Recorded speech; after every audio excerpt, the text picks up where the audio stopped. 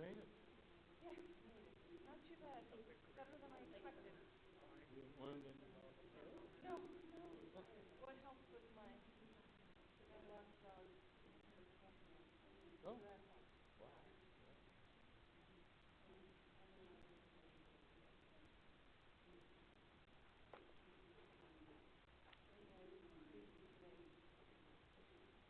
Are we going to be on the schedule as well today? Oh. Mm-hmm.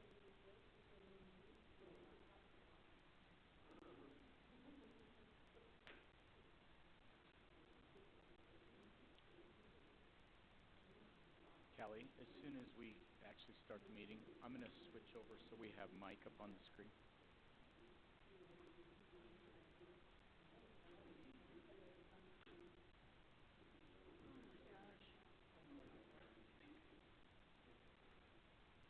Okay, I'm ready to go when you are. Ronnie?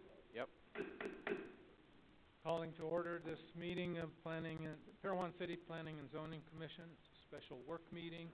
It's November 28th, 2024. It's about 26, 2024.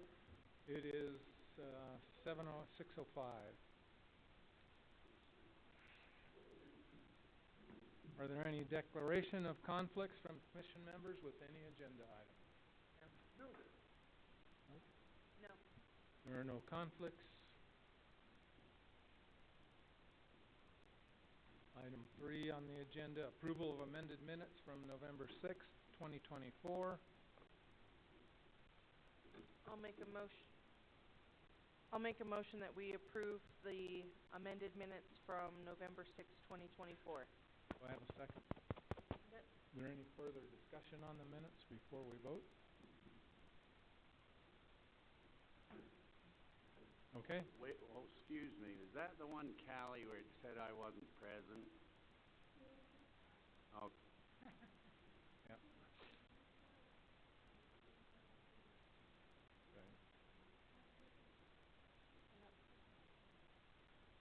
Okay. All in favor? Aye. The ayes have it.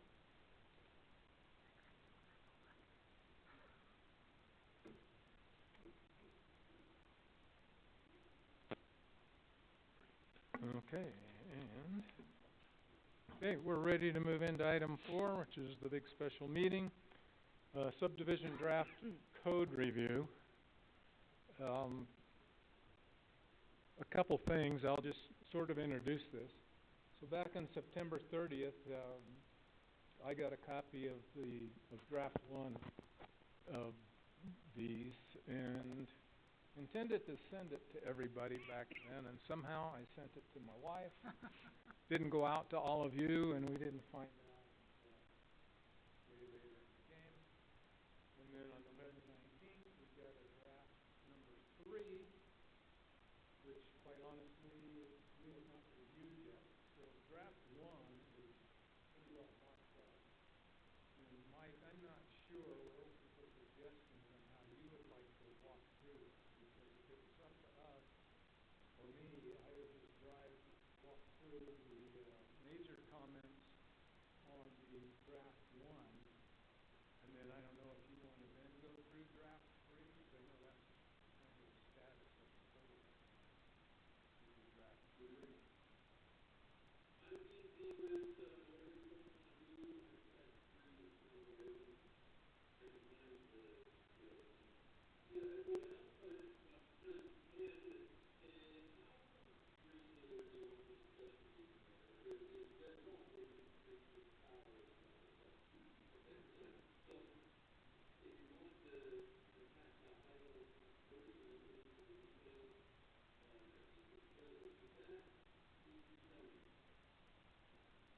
Well, I'm fine if we do it that way. I mean, are you suggesting that you're going to go through the high-level points?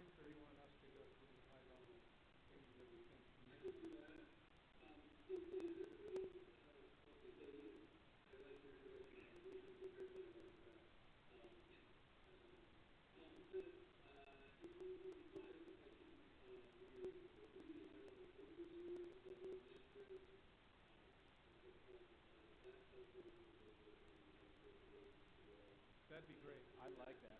Yeah, I like that idea. Yeah. If you wanna share your screen, I can give it to you.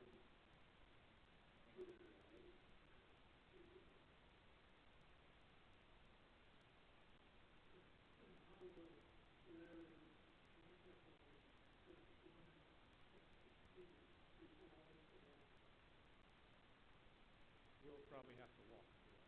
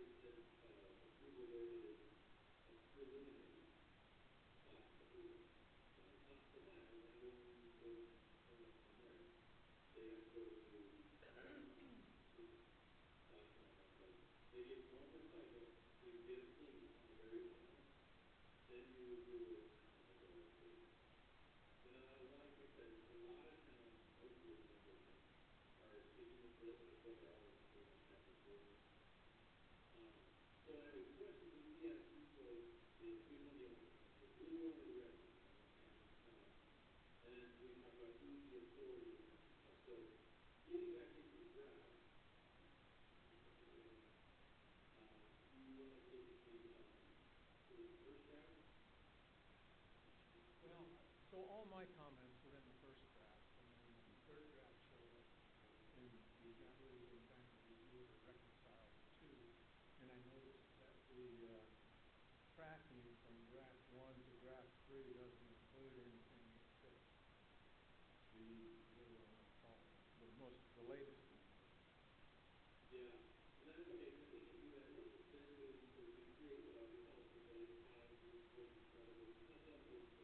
Okay.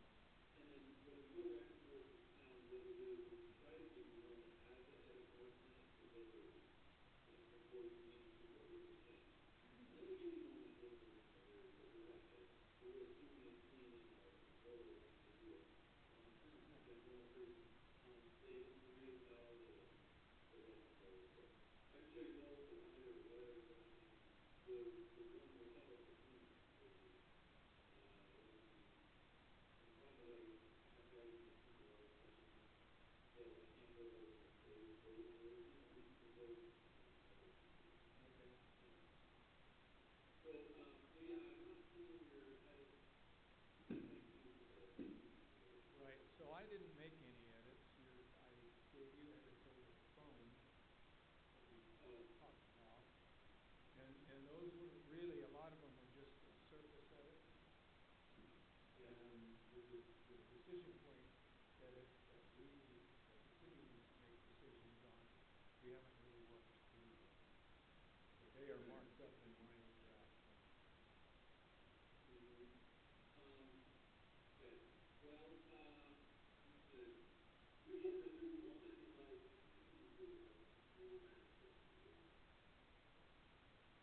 September 30th is when I got it. That's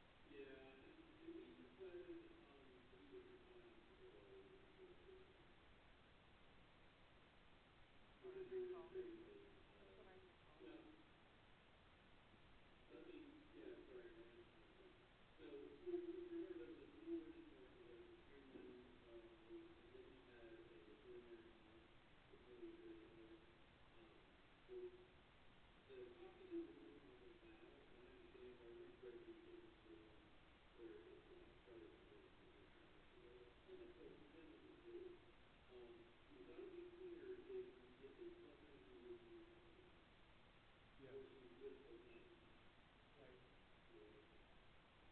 Yes. Right. Yes.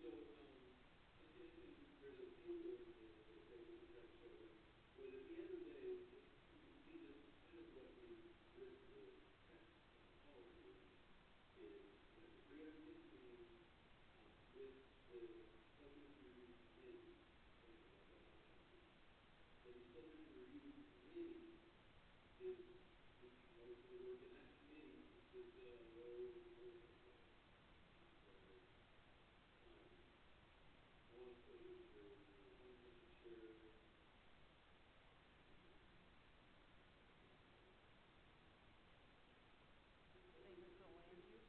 No.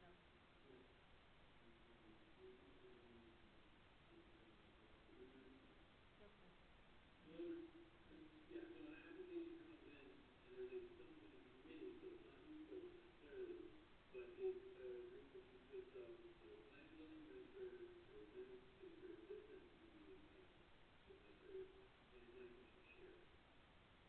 Yeah, and we had talked about modifying that a little bit. We talked about maybe, and you weren't in the loop on this, but we did discuss it in here and with the city council about changing that. But we can change those titles as we bring this through. We had talked about putting the public works director in there and making it maybe an appointed member of the planning commission, so that it's not necessarily the chairman, and that way it could vary a little bit depending on skill sets or whatnot, and the city council could appoint. That's what we had talked about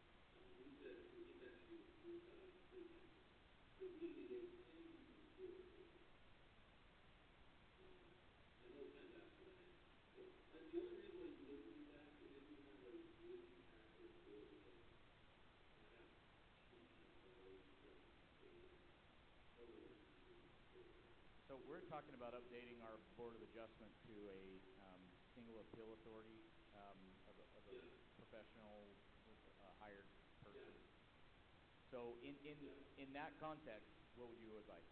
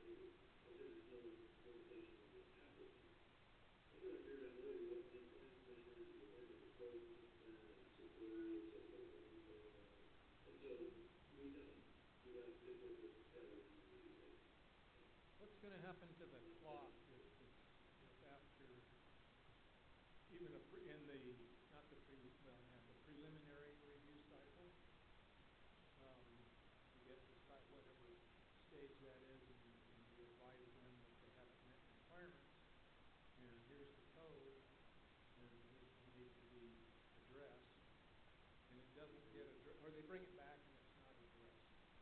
Now you do one review cycle, and now you're going to review it again to see that they didn't change it. Where does that put us? Yeah, so then that's why we have to have your standard, standard procedure. If you guys, when you say yes or no, you can't just say, yeah, it's good. You have to say yes because it means A and B and C, and like you have to kind of, Genola actually goes further than they would do that. But Genola, the way their opening meeting, I've been to two of them in the last couple months, they read the code line by line, the checklist, and the whole board sits there and goes, yes, I see that, yes, I see that, yes, I see, and they go line by line, and it's a little too detailed. If the application though keeps missing element C or whatever, then you just wait to the end, you just say, sorry, you're not approving this because I'm still gonna take this part. Again, department, and what we've done with those, A, B is very design standards back here. We're talking about your ACWA standards and your, all that kind of stuff. Street design, angle of streets, widths of streets, and blah, blah, blah, blah, right? All the technical engineering stuff. These standards, I don't know that we've changed a whole lot of them, if I remember correctly. Maybe it's not been so much, but yours aren't that old. I think like 2015. So a lot of times they don't use those. I think even on purpose, they're not completely up to date.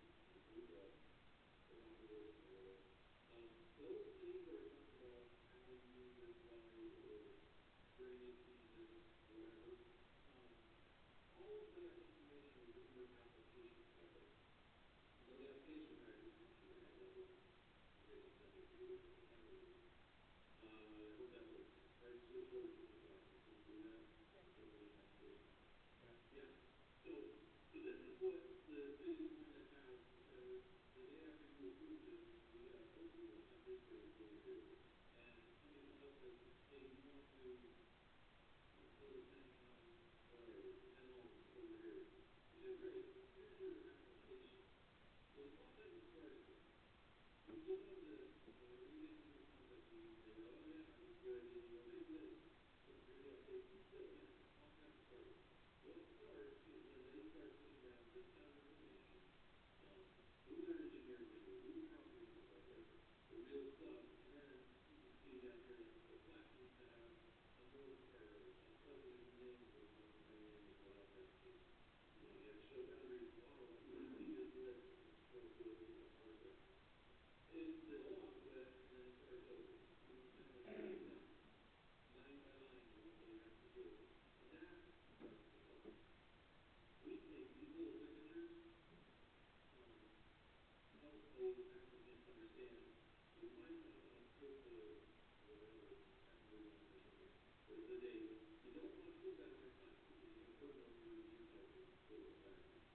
The town is going to have a version like this. It's your, we call it the internal checklist. Before you even test it, not replace it, but test it, they will go, so we'll have this, we'll have that.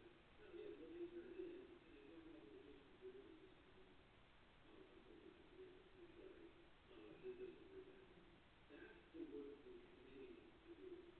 It's that a little bit, quasi legal where you're evaluating whether that bridge makes sense where it is, right?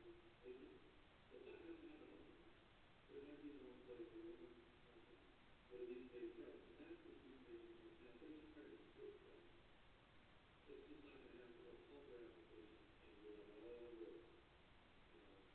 Reasonable efficient estimate of the site work, with all the utilities that have there. But yeah, you can see, if the plat's not showing the traffic code, so, drainage, corrected, and after that, it's approved the work, and we all agree, we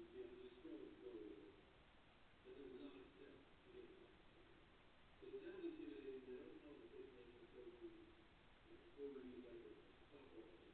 Or, what's that? Your application that you saw, if we can make it so that it's pre-recorded, once you guys are doing a pre-movement or something, then we can just say, here's the situation. Mike, so That's it. we, Yeah. we talked about, minor lot subdivisions. And Yeah. of course, they're excused from some of the, well, from the requirement of a plat. And we talked about language in here as we went through the code. But it was submit the plat map or the equivalent information. And we put it Yeah. together in there. Did you capture that, Mike? Apparently I don't know how to spell. But, yeah, so that is a good point. So the thing with the state law is that here's your process, but you can still amend this and this and this. And so we try to capture as many of those as we possibly can. But that stormwater code is so convoluted, it's hard to amend it because you have 7 different processes for each one of them. So the first one that did that was, if a land is an industrial practice and the state defines what that is, it can't just be legal, right? It has to be used to represent. Then they use less requirements. It's not, they get free pass, but they get less requirements. And that's, and the federal regs aren't that much about it. But with yours, yeah, we also have what's minor subdivisions, which under state law is 10,000 or less. And what they can do is, well, anyway, they have a few less, requirements when they do that. You can theoretically smaller, have different types of sidewalks and water, or drainage stuff if you want. And so, the state says you can go up to 10 if you want to do minor subdivision. And that's just how we did it back in like the early, but this still tells, this still supports that have, say, as a 2 acre parcel, it might cut it in half, not 10 acre parcel. But, 25 acres near North Parowan, 1 acre parcel, they don't have to connect through that, so it's staged, unless there is a zoning prohibition. It's still allowed to cut subdivision, and through, just like parking. So are you furnishing us the abbreviated checklist? Yeah, yeah, so that's, we just wanted to go through the first one first to see if it, passes municipal code and if it's, something you guys want to do. And then, yeah, we'll give you the details on, that one. So I'll just fill that in there.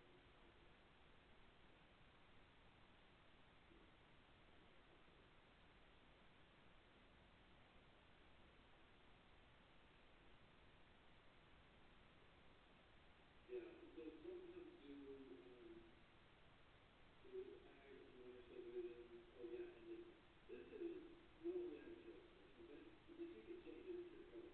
But the state is big on development agreements, they think that that's really where it should be, the development agreements, if you don't do that, they're ridiculous.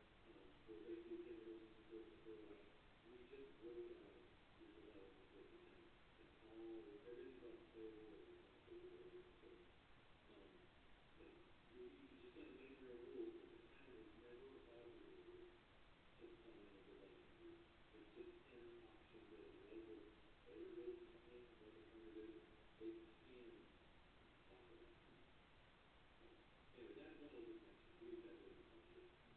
One of the other questions I had, and this is a good reference thing we started talking about it, I think, in the last meeting. So it's somewhere at about 1406.030 in the draft. Yeah, See what that is. that's where they're trying to process. Okay, and I'm looking at a subdivision application requirement. Right? Well, okay, so, yeah, you're on draft 3. Oh, yeah. I'm looking at a note on draft 1, and it looks like maybe a not only, looks like the chapters have been renumbered. So I'm looking for the chapter that is actually This is the Senate version, yeah.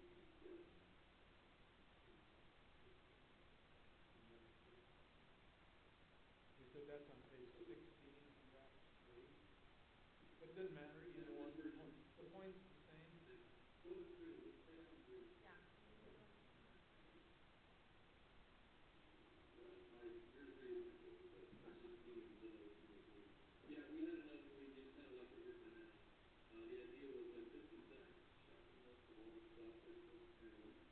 And we thought, there was one company came to us that said, hey, and most people are environmental or something like that. Just to, it kind of read well. If you look at the kind of the flow of all the resolutions there, yeah, it is, it's very, very repetitive. So we can go remove it, but our bigger question for you guys is, does it cover all the stuff that Parowan needs?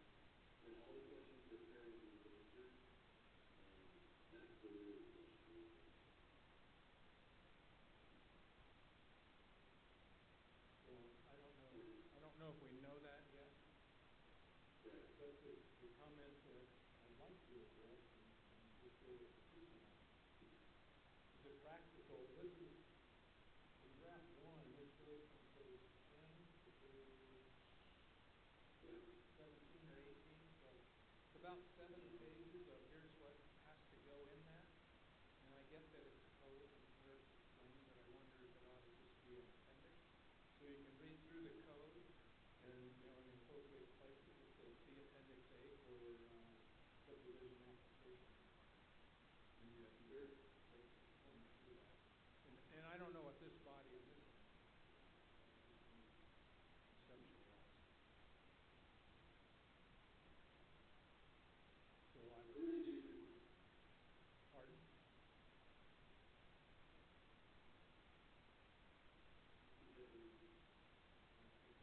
So the real question is, what is everybody here feel about it?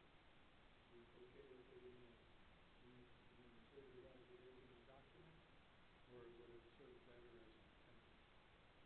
My fear, like I get what you're saying with an appendix, but will we not notice it, not see it, not, more importantly, not address it if we amend something?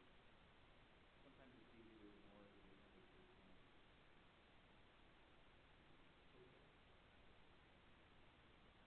Anybody else? Okay, I'm thinking we're leaving it in. Okay.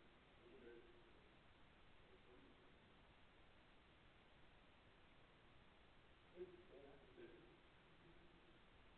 So it's in it.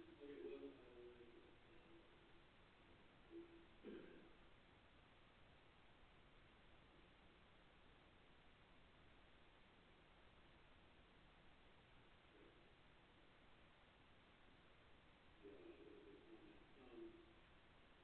Hey, let me with you, kind of, this person's in there doing procedural stuff, and all of a sudden, here's your requirements for this. It wouldn't be bad, a page or two. I find it just a bit annoying to go through 7 pages of that. You're looking at it visually, as people fill in text in your questions. When you print it out and now you're going to the page, I think it's more of a component, but I'm not taking issue with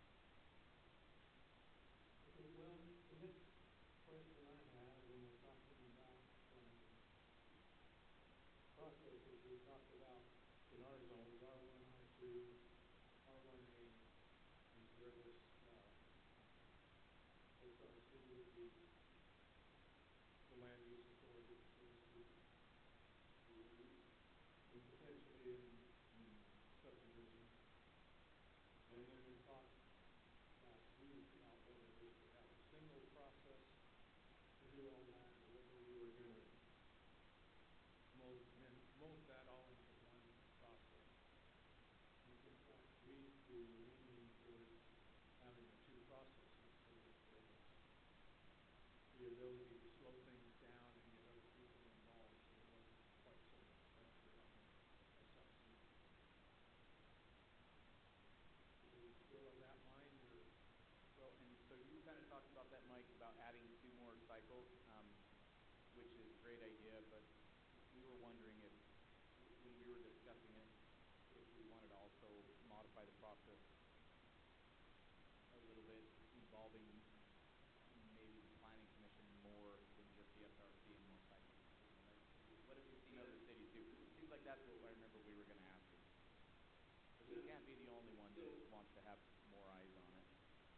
Oh, no, you're definitely, if we go, it's not a option. Anyway, no, for City of Owen, this is the new process, this is what we've written, it to be so far, and again, that mostly an SRC and a kind of bounce the question off the planning commission. I would say it's a second cycle, honestly. But if you want to go with the traditional, we can totally put that in there. The traditional, the planning commission can be the final, sorry, the preliminary approval authority, just like you do today. They can absolutely do that. But then you would have to, when you do the final, that would be your review. Because you can't do planning commission yet. But Even on a, even on a non-1 or 2 family residential, at that point, can't we involve them in the primary? I mean, in the final? right, you can do whatever you want with the non-residential. Well, that's what we're talking about. But I don't want to make the code so onerous by having 2 completely different processes. Right. So how do we keep the code pretty simple and put a few more checks and balances in on a more complex or commercial or multifamily type subdivision? There's ways that we can, that it can be more easily done. So, yeah, I mean, other towns that do that, where, sorry, that is reading what they had and what you were saying. Where if you go back to that traditional structure, absolutely, you can just say, for a single family residence, you're gonna go, you're gonna go run the C4-1 off, and then you're gonna go do a final. You can easily do that, but we can say, if it's like industrial or something, you don't have to put it in one cycle. I mean, you have to be reasonable, but you could, but the state would be cycle or something. But I think you would also, I was thinking you might want to see if there are additional cycles, maybe some requirements for maybe farmers. As far as information you're looking for, so just have to put no farm reference, if it's residential, you know, you would have to farm residential. Okay, yeah, I'm sorry, I talked myself in a very quick circle. What I'm trying to say is, you guys, when it comes to non-residential, you want to emphasize the existing code, so there's no sense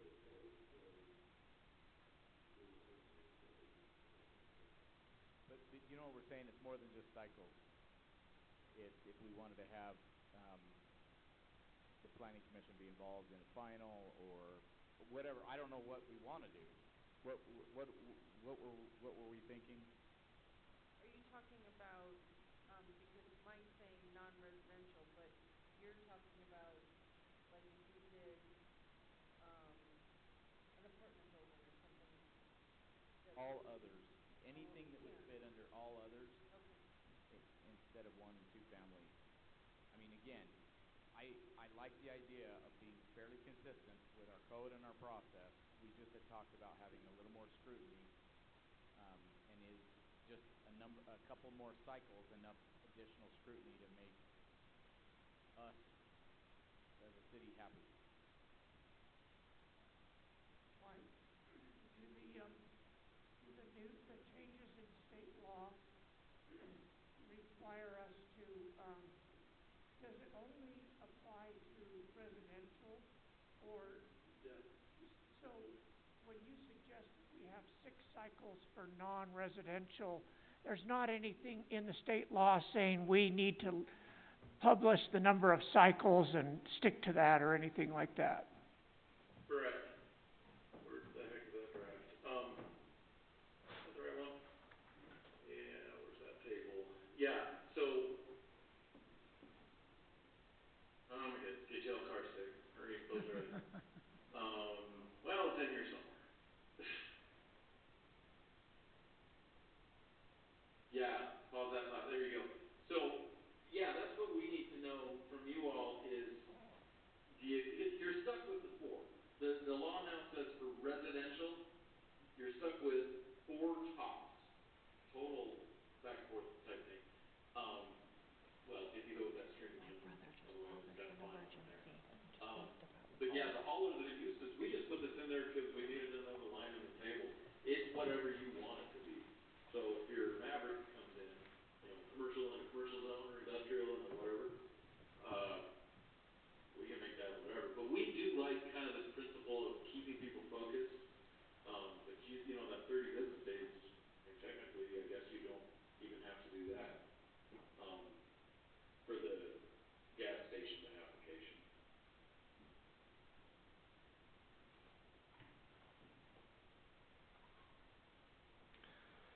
So my impression of some of these business applications is that there's many, many things that might be considered cycles unless we consider them all preliminary or pre-application interactions. Dan, you would have a better perspective.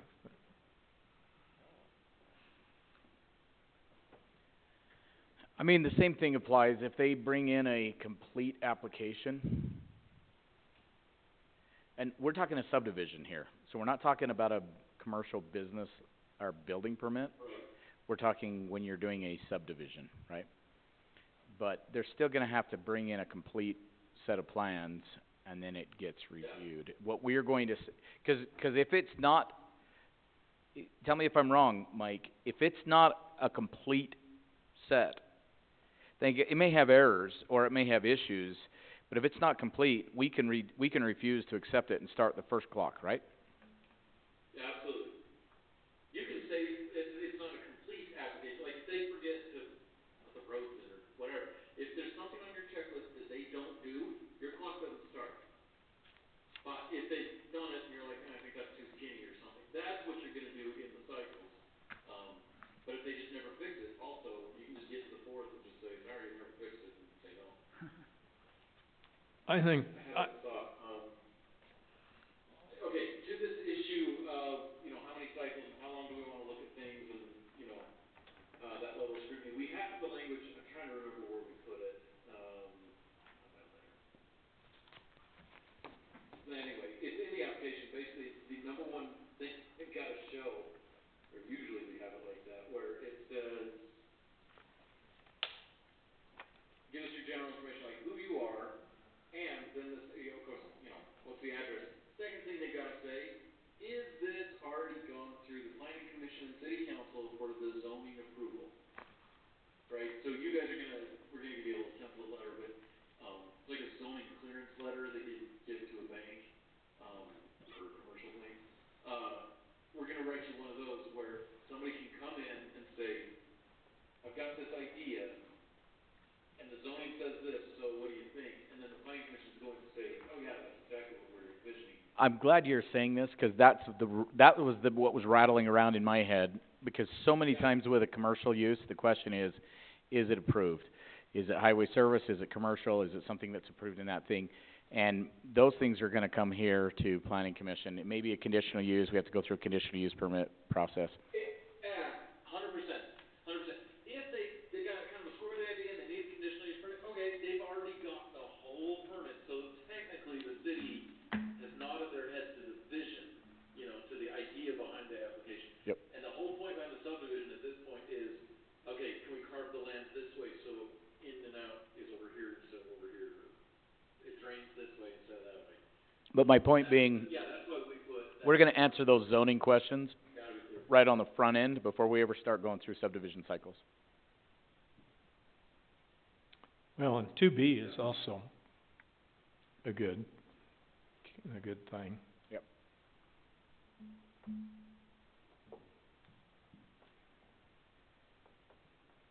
So back to additional scrutiny, are we okay with more cycles and leaving it otherwise the same? Well, for me,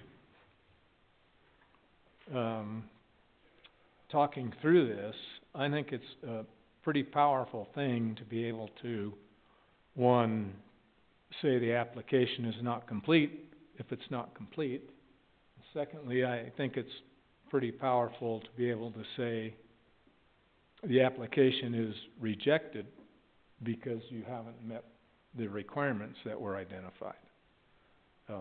Those two things right there seem like we're pretty well covered. You're only able to reject it after the number of cycles. Right, but if you reject it, if you reject it, and it's rejected, it's done and it's dead. You can tell them they can resubmit. I know, but I'm saying if they come in and they have something that isn't within code, you're gonna redline it, and then they get a second cycle. And if they don't fix it, they get a third cycle. They don't fix it, they get a fourth cycle. If they don't fix it, you reject it. Right, well, and I think that's a pretty decent, stop. It's not like you're forced. It's mainly what you have to hold to is it says you're just gonna be quick at processing the applications. I mean, we can't sit on them for, a couple weeks and then decide to start looking at it and somebody's on vacation and we can't get a review that we need. Yeah, and That's what's scary. exactly, 'cause then you default to yes. Is that how that works, Mike? What happens we don't turn around within 30 days? What happens? What happens when we don't turn that around in 30 days? Yeah, it defaults to approved. And again, remember it's business days, so sort of okay, but that's a black and white thing in state code now. And again, for residential. So if you feel like, you might struggle to get a planning commission quorum or something like that, then maybe for the all other uses, we take away this city turnaround time, or we extend it or something, like you get 45 business days, which is a lot. I don't know. Well, I would say that all other uses are generally gonna be the more complex ones that could potentially take more time, but.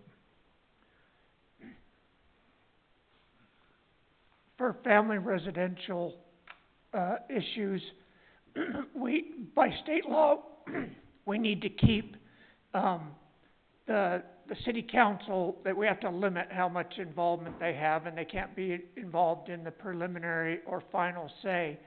But for all other uses, do we wanna change, how much city council should be involved? And it would sort of require us to think about the different uses and whether that's something that we, as a community, would want the city council to have a say in, like whether a Maverick can come into town or a McDonald's.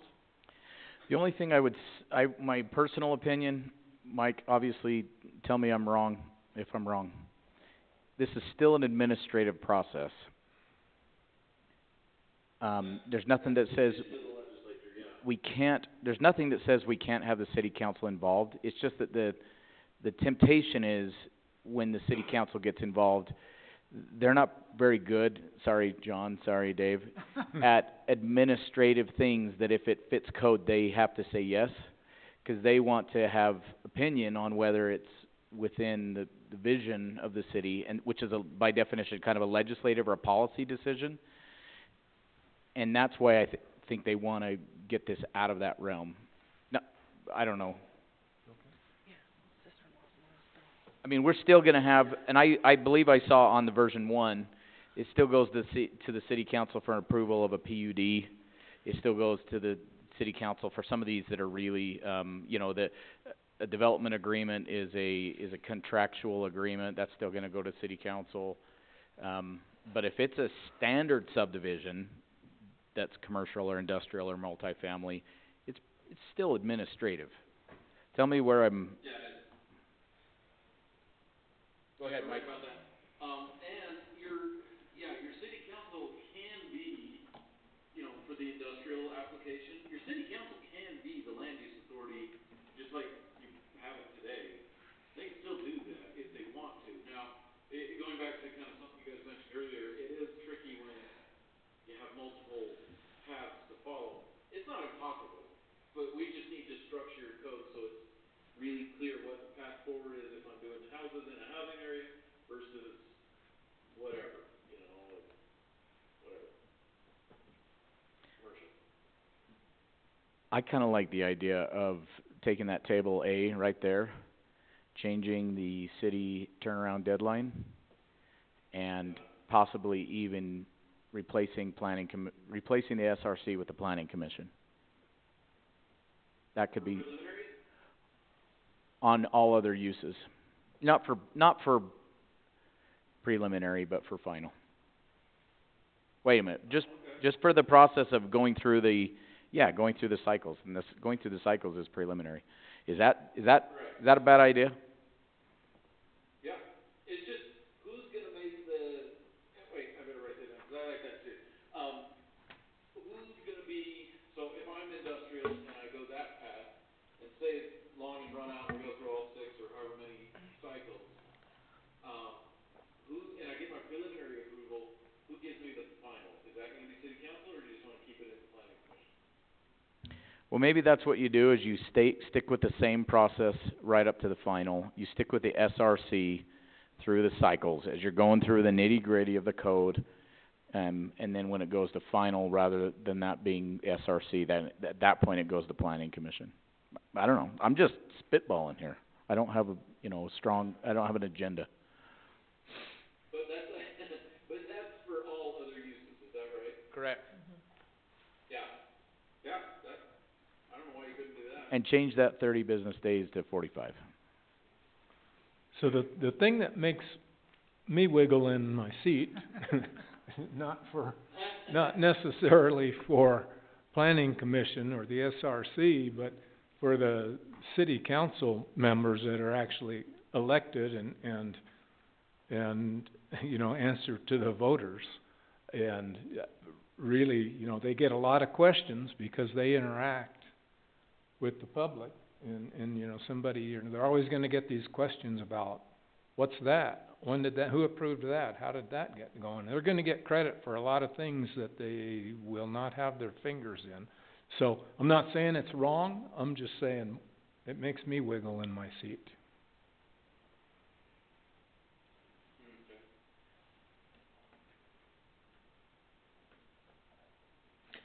Well, if it comes back to us at the planning committee, aren't we then making a recommendation to city council, or no? No, okay.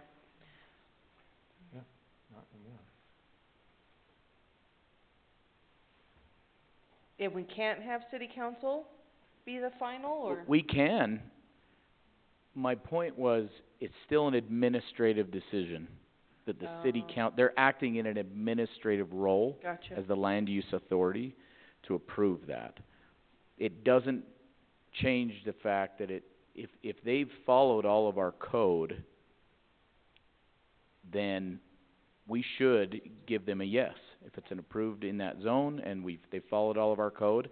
The temptation is when the public clamor ramps up, and the city council, they are elected, and here's all their constituents yelling at them, well, then we'll deny it based on public clamor. That then opens us up to a lawsuit. Mm. That's my concern. I totally get what Larry's saying. These two things they're diametrically opposed.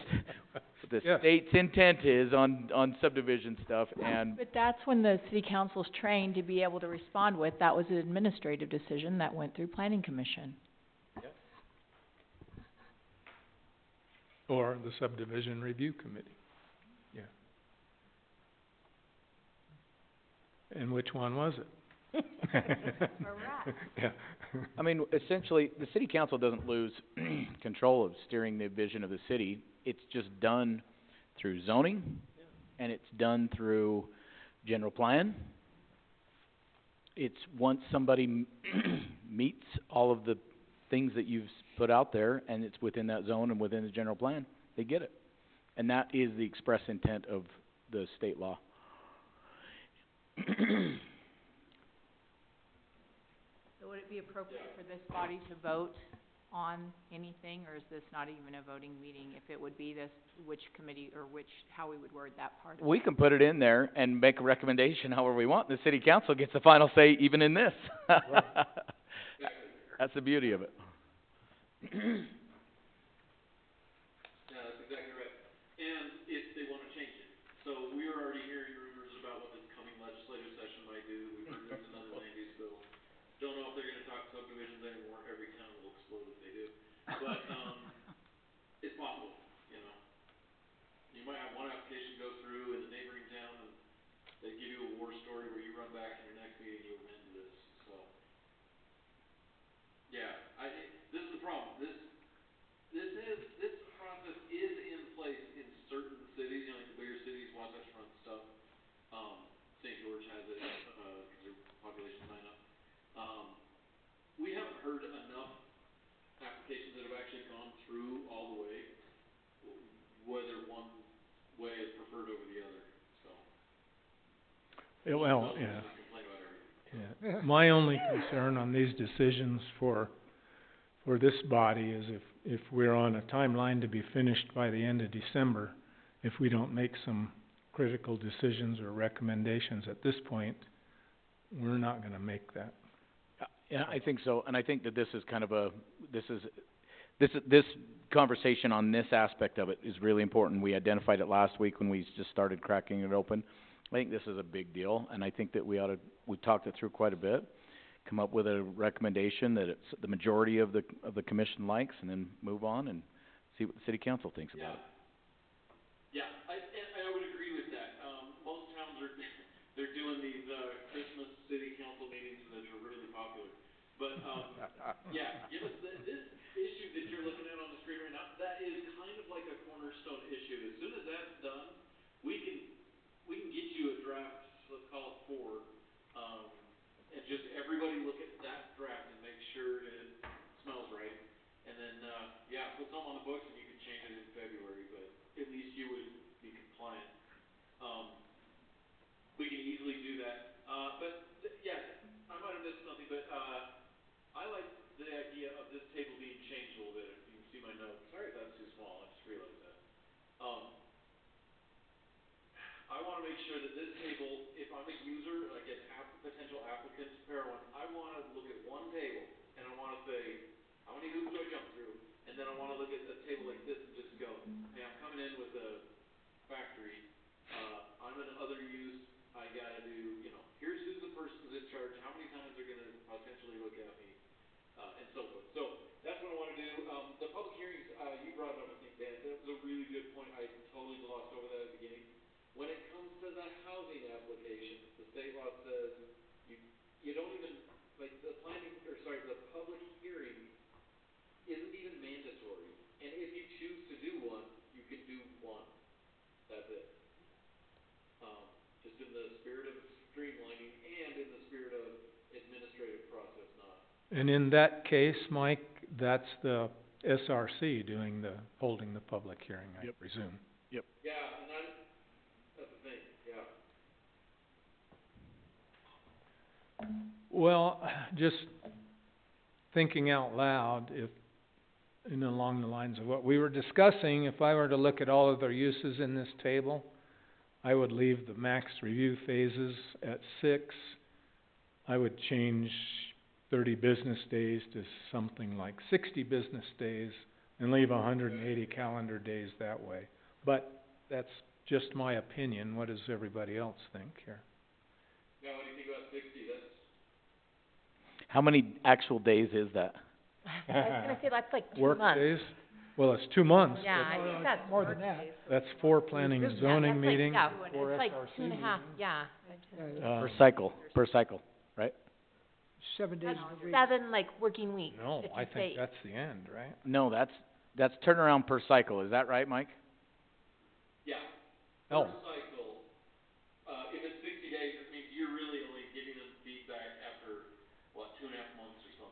Yeah, I think that is way too long. Yeah, I agree, So 45 maybe. yeah. Yeah. No more than 45 days is almost 2 months. I was gonna say, yeah. I mean, we're 30 gonna days. wanna get them done quicker. It's just, it's the scary part of default to yes, if for some reason you had a, like, my concern is what if you have a vacancy because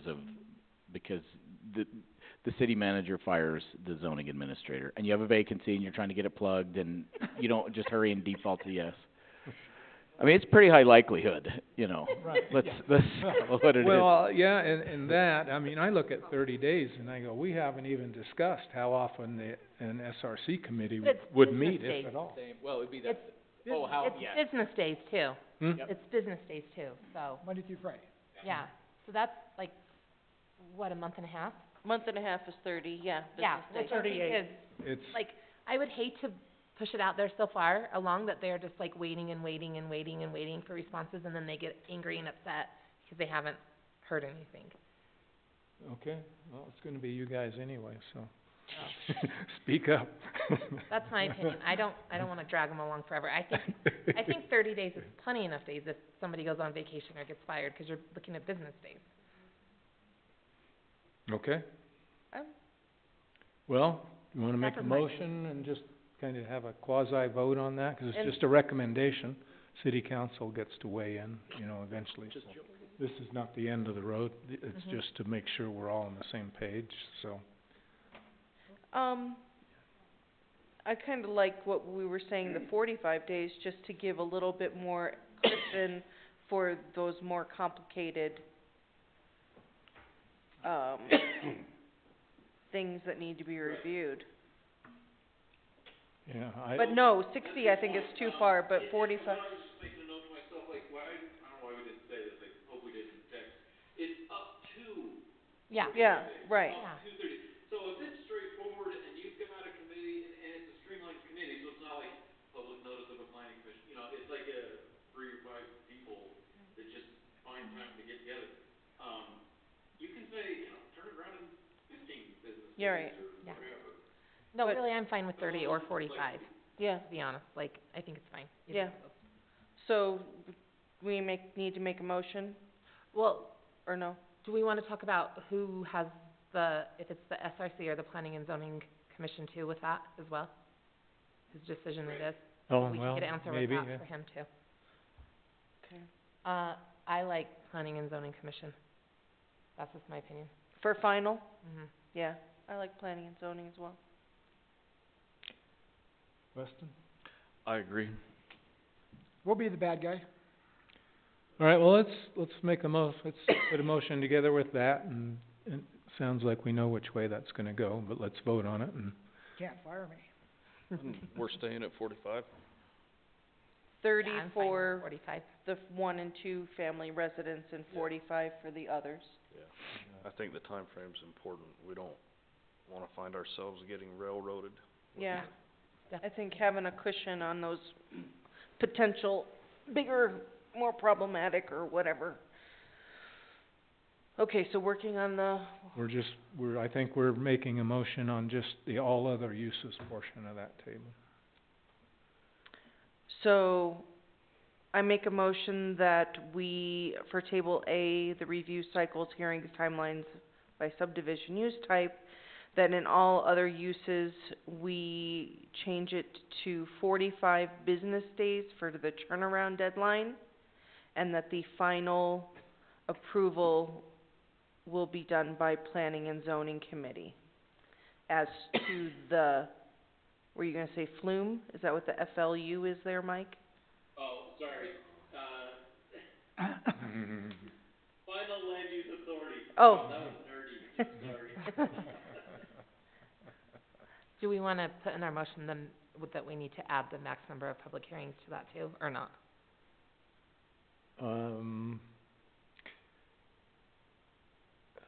You know, let's do this one, and then let's make a motion on public hearings, so I have some Okay. discussion about that one. Was that my motion suffice? I think so, do I have Okay. a second? I second it. Okay, all in favor of changing the, city turnaround deadline under all other uses to 45 business days, and the final review authority to Planning and Zoning Commission. All in favor? Aye. Aye. Aye. Any opposed? Okay, the ayes have it. There we go. There's one. Said that correctly? Subdivision review committee is, for all other uses, the subdivision review committee is the main reviewers, with the final coming out of planning and zoning. Correct. Okay. And then, okay, so to move into, number of public hearings, it's been my experience that we are a one public hearing city. I mean, it seems that the philosophy is conduct a public hearing and write some code and then revise anything we need to revise, and we send it to city council. It's very seldom that we ever have a second public hearing on something. And the legal opinion on that was, you don't need to, because once you've had one, you only need to have one. You don't need to have one every time you change something. And so, that's kind of my feeling, that, you know, we could stick to that. If I'm wrong or somebody has a different opinion, now's the time. No, I like to simplify it when public hearing works.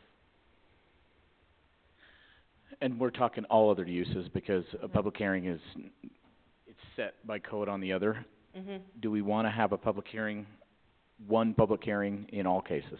Is that kinda what you're thinking, Larry? Is that what you're discussing? I wasn't quite thinking that.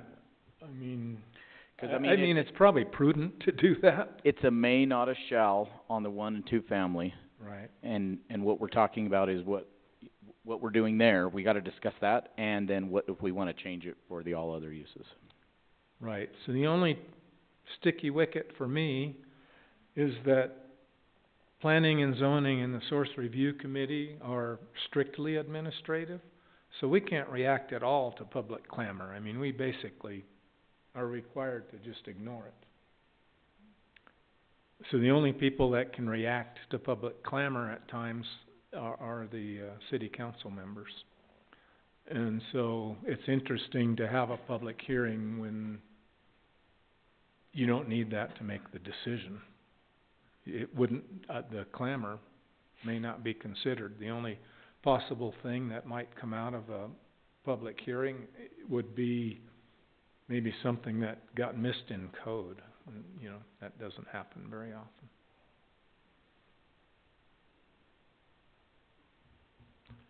Food for thought while you're thinking about a motion.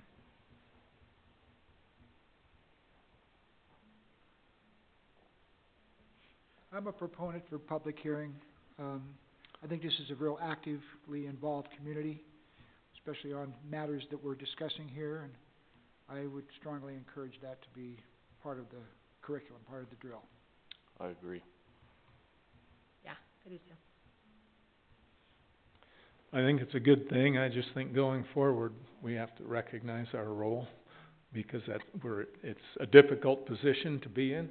I'm not saying we shouldn't do it. I'm just saying, be prepared to be able to explain that farther down the road after we've all forgotten about it.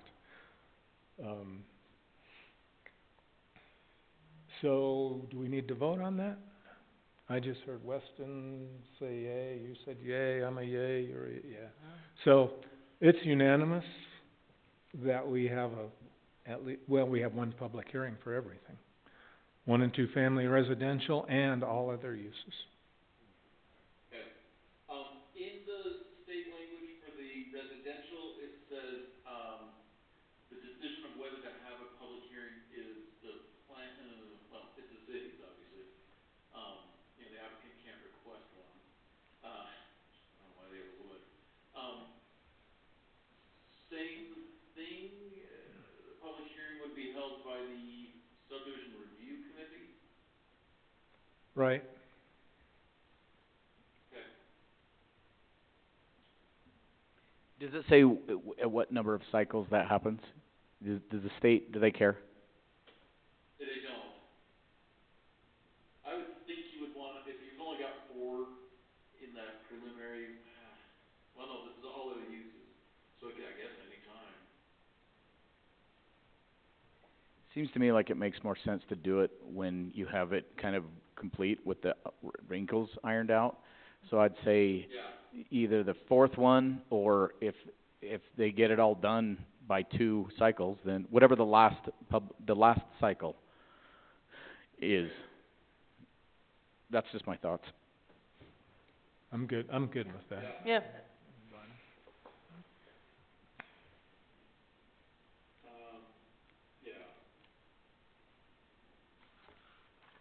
Here's an outlier thought. Do you think the public clamor, though, would affect the person bringing the information to, you know, like, so I'm a developer and I hear the public clamor and I'm not through all of my cycles and the public clamor actually influences me?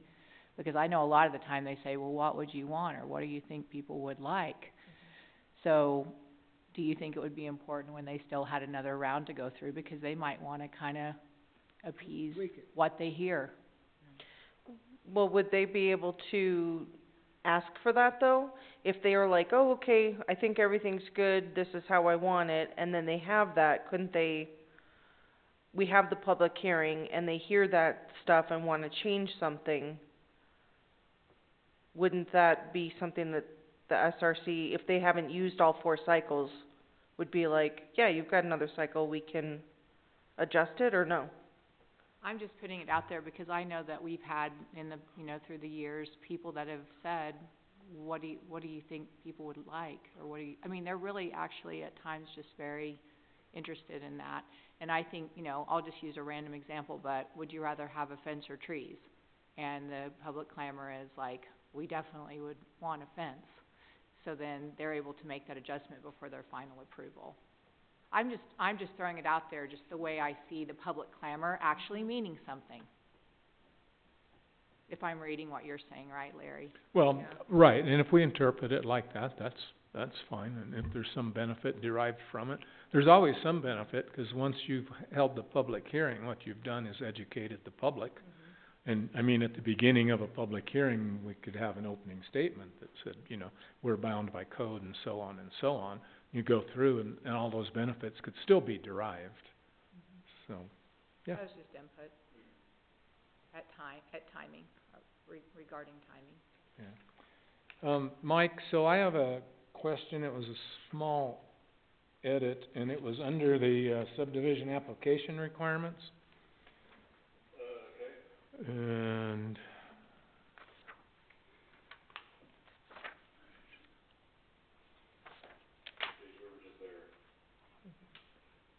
okay, so we've got A, B, C, I guess it's C, 1, 2, F.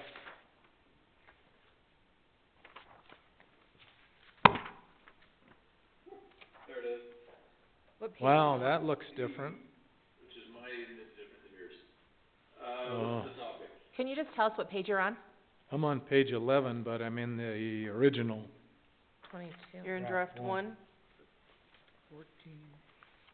1406. It says the names, widths, bearings, and curve data on center lines. Right here, Jamie. Doesn't Fine. it say accurately drawn boundaries? On Pardon? 3rd draft. Sweet. Doesn't C start by saying accurately drawn boundaries? Page 9. No, On that's, draft 3. I'm talking about Never mind. capital letter C on the page before that. So Oh. it goes capital A, capital B, capital C, then it goes 1, A, B, What the hell's that?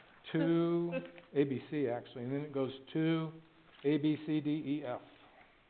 What page are you on? Oh, you're there, you need to just scroll down farther on that page. 16 is showing that one. 16, And it says, okay, right there, F, 17. thank you. 17. Let me just read through that for a minute.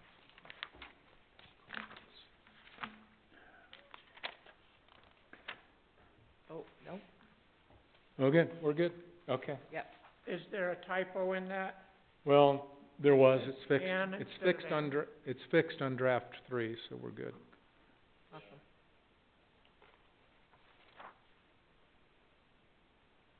And then, in this same section,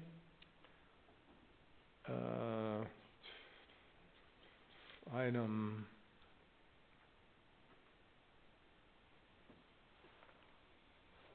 okay, that same one, F, the last sentence. And this is really a question for the commission or the city. In the case of corner lots, an address will be assigned for each part of the lot having street frontage. I have a corner lot and a house, and I have one address. And I have street frontage, you know, on two sides of the house. I would not like It has having... to do with your front door, does it not? I mean, Well, it doesn't say. I mean, if I read this, take it literally. Yeah, it does read weird now that you just mentioned that. Now, we had this in another town, I can't remember what. It was, It's not the water connection? they interpreted it as like a coordinate thing. Like you need to be able to say which, but I'm thinking, well, everything's got a coordinate. It's got a street name and a number. That is weird. I don't get it. Well, I don't get it.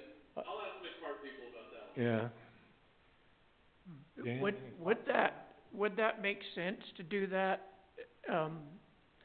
Because you don't know which way the house is gonna face at that point. So they should know that the house will have one address if it faces this way and a different address if it faces the other way. That sounds like a grown-up thing. Well, if you So, talk about this is things that- the way we do it, is we assign usually the developer comes in with the addresses pre-assigned. We assign them if it's a meets and bounds and they're doing a building permit, and we look and see which way it faces. Usually the developer's gonna pre-assign all these addresses on all the lots, and then if somebody comes in and wants to build a house on the corner and they wanna face it the other direction, then we will override the address as it goes through, and the county updates it. So it's not as big of a deal as it might sound. They only get one address though, and it kind of reads as though they could have multiple, but in reality, we only give them one. So is there harm done if we just deleted that sentence? No, I would just modify it so it says an address will be assigned, Well, the sentence before that says each lot shall show the street address assigned here too. Or there- yeah, I guess you could leave it. In the case of corner lots, address will be assigned as appropriate. Okay, that's Something fine. like that. As appropriate to which street it faces, or? One address, an address, yep. It's that for each part of the lot is what makes it weird. Yeah. So since we're on 17, do we need to go back to 14 and address the comment you have on page 14 about the mayor's signature On page 14, of draft 3? I don't have any comments on draft 3. I was talking about the mayor's sign. Yeah, that's the only note that we've made. Oh, well, I have one more that I think is, What about the mayor's signature? Where's that? so in this same thing, as we keep on going down this list of ABC, where we were when we were in F,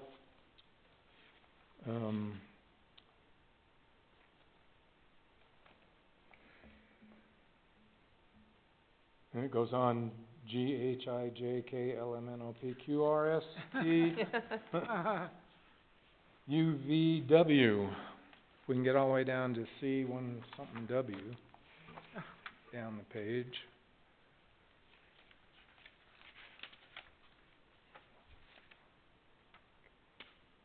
I missed where you were at, sorry. So I was in that same 18. list where we made those last changes, or those 18. last comments about the address. Page 19, Oh, you're going the wrong way.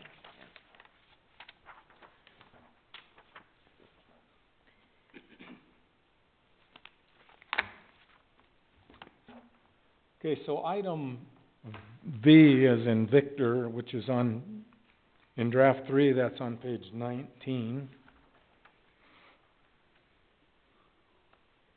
So if we read through that,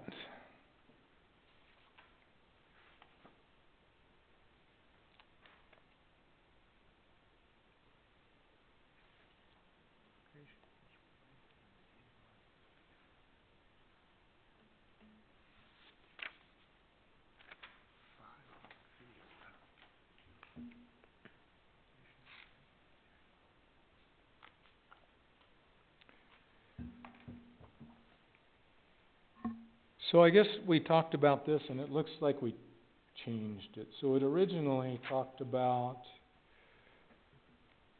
in the last sentence, kind of land adjacent to the tract to be subdivided, including railroads, exceptional topography, airports, and air approaches to the airport. And that's now been modified to, as it reads now in draft 3. And the real question was, we don't talk anywhere about airport approaches and overlay zones. And I think that's an important thing to capture in our application process somewhere, because they do impact land use dramatically in some cases. And we will be updating our airport overlay zone. It's another one that, is required by the state. Yeah. So I And- like referring to that. Yeah, and anyway, so I think we need something in here. I don't know if it's, this is the place, or if we put it somewhere else, but we need to capture it where it's loud and clear. When we're looking at zoning or something, we need to look at that. We look at the Historic Preservation District as an overlay zone. We need to look at the airport with its overlay zones as well. Could you could you put in a blanket statement that says any overlay zones that apply to this, to the area of subdivision, including but not limited to historical preservation, airport? Cause this is kind of a new concept of more and more is the overlay zone approach to different things with lot of the, new incentive programs that the state is rolling out with the PRZs and the ZRFs and the, all those, Mike. I don't really see Parowan doing a lot of those, but we may do one in the future, that some incentives for different things. Yeah, well, right now our Do you think that's a good place to put it, Mike? extends way out there. Sorry, I'm writing that down. In Roosevelt, we had the same thing. The county did this big study, and we were almost done with their subdivision, then the county guys wanted us to run it through the subdivision planning engineer people. They did actually have some good comments about it, so let me pull some of that language and see where it makes sense to put it in here, and then I'll highlight it for you. Okay, I'm working on it for you guys. Our airport, overlay, zone code, I have like 5 different cities, and one of them was, I think was Roosevelt. Anyways, it will integrate with our planning. Perfect. Jamie, you had what page No, I was were you looking on? on page 14. 14 of draft 3? Future proof if there ends up being additional overlay zones, so I think it's great. No, I was just looking at his comment on page 14 about the mayor's signature I don't have anything. on draft 3. I am at draft 3 on page 14. Right here. Yeah, it says commented, city is optional to have the mayor sign. Let us know if you'd like to remove. Right there, on our screen. Oh, my. Huh. Why is my draft 3 different than everybody else's? We printed them from the same place. Talk to Callie, it's her fault. Okay, well, we'll look at the screen. Are we okay leaving the mayor to sign it on there, Mike? I am. You can, it's just, Yeah, fine. Cause if we can, let's leave it. Yeah, I'm fine with her signing it. Yeah. Or the That's important part of our research when we say who's responsible for this. The mayor. I mean, the only problem is, what if it's all approved and the mayor refuses to sign? Then you got a weird little Wow. conundrum. This mayor or another mayor? Another mayor in the future that wants to be difficult. I support all this hard work. I thought it was more just like someone's gotta be responsible for Yeah, this. the buck has to Bit end of a somewhere. throw for the- That's why I like the mayor signing it, 'cause the mayor usually signs all of our official documentation. Every once in a while they don't, but. So, again, on that same list of things in the application, I'd like to say we were towards the end of the application, but we're not yet. We're like at page 3.5. we get down to like double Fs and double Gs and double Hs.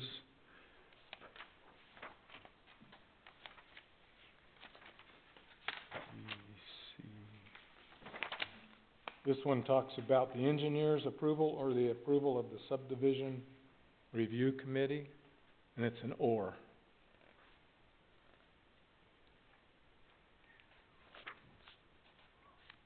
I'm not looking at what you're looking at, sorry. Yeah, just a second. It is there. Sorry, I'm back in draft one, so you're at A, B, C, C. Mike, can you, amend everywhere where it details who the subdivision review committee is to be, who we've amended it to be, or at least what we're proposing? Zoning administrator, public works director, appointed member of the planning commission. Oh yeah, all this stuff is, So there's a bunch now in draft three, I guess I would ask if that's intentional.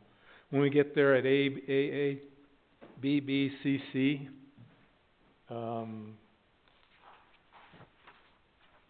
that's really changed. Are those intentional? Because now Just the numbering or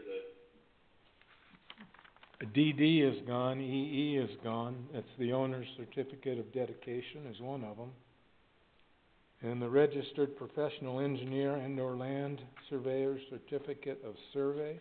Mike, you might have to open up draft one, 'cause that's where the, We mostly moved them just down another page, but I think, like your certifications, you're certified, or your, sorry, surveyor's certification, is that what you're thinking? Yeah. Yeah, as I look at those, I go, if those are intentional and thought through, I think that's great, but if we're gonna try and reconcile this, and we see these are missing now, we ought to figure out whether that's intentional or not. So one of the things that was removed was, after the owner's certificate of dedication, looks like that's all gone, and then a notary public's acknowledgement is gone, and then the engineer's approval or the approval of the subdivision review committee. Discussion you and I had was whether that should be which engineer, and we thought it was probably the city engineer's approval.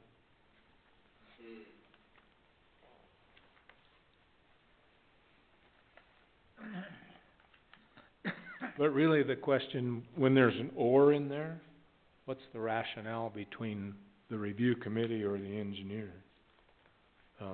I would not be comfortable being personally, on the subdivision review committee and signing instead of having an engineer sign. I would feel like I certainly would have missed something.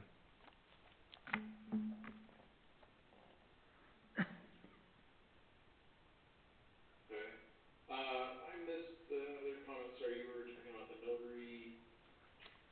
Yeah, so I hate to pull us all the way back to draft one, but it looks like we truncated everything after, Yeah, I can't find it in draft 3 at all. in draft three, it's like gone. Yeah, it's gone.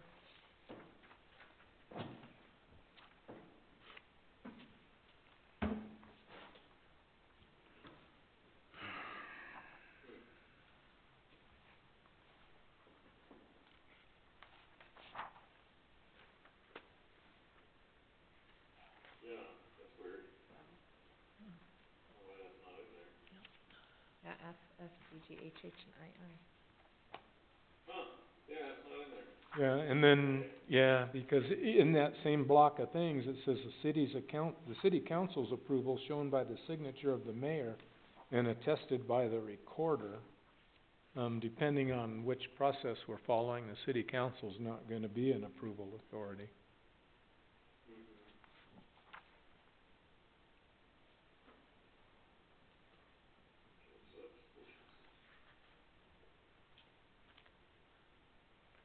So it probably should be instead of city council, the subdivision land use authority.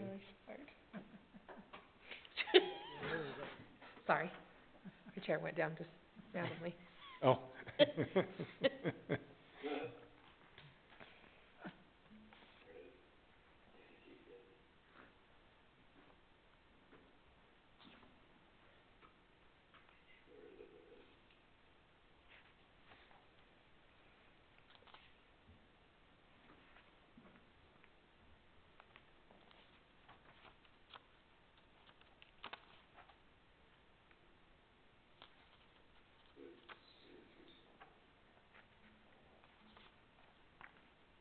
It's different starting at BB.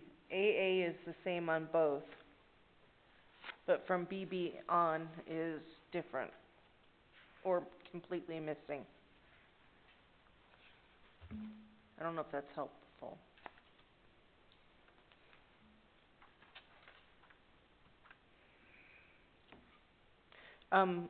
BB as in boy, boy, Oh, boy, yeah. okay. Yeah, it's either missing or different. Or it's just moved, yeah. Yeah, or moved, yeah, which, Right, and I'm not saying that it should or shouldn't be there. I'm just looking at it and going, it's gone, and it'd be nice to know if it was moved or just deleted. And if it's intentional, what the rationale Well, was. actually, I think it's a mess up because I was searching the weird words in there, like non-refundable and Okay, what else is in here? The plan check fee, that's not in the whole document. okay. I think that one just kinda got, yeah, I think they just got deleted or something. You're fired. Yeah, but somewhere we'll get it back in. So there's another one that I guess, so is number 5, 4 and 5 gone from that as well, if you scroll way down?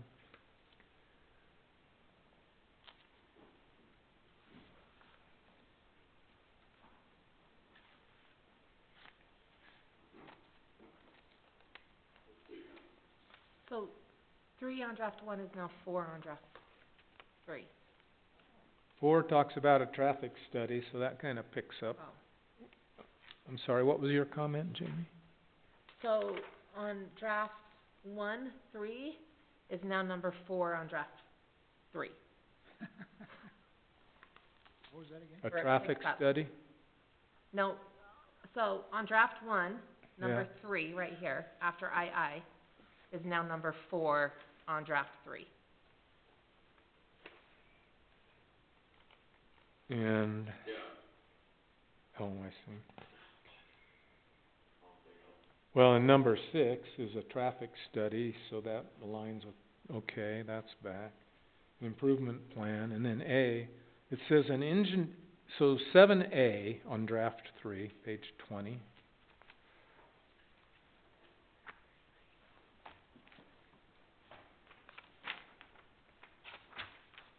Sorry, page what did you say? Page 20, 7A.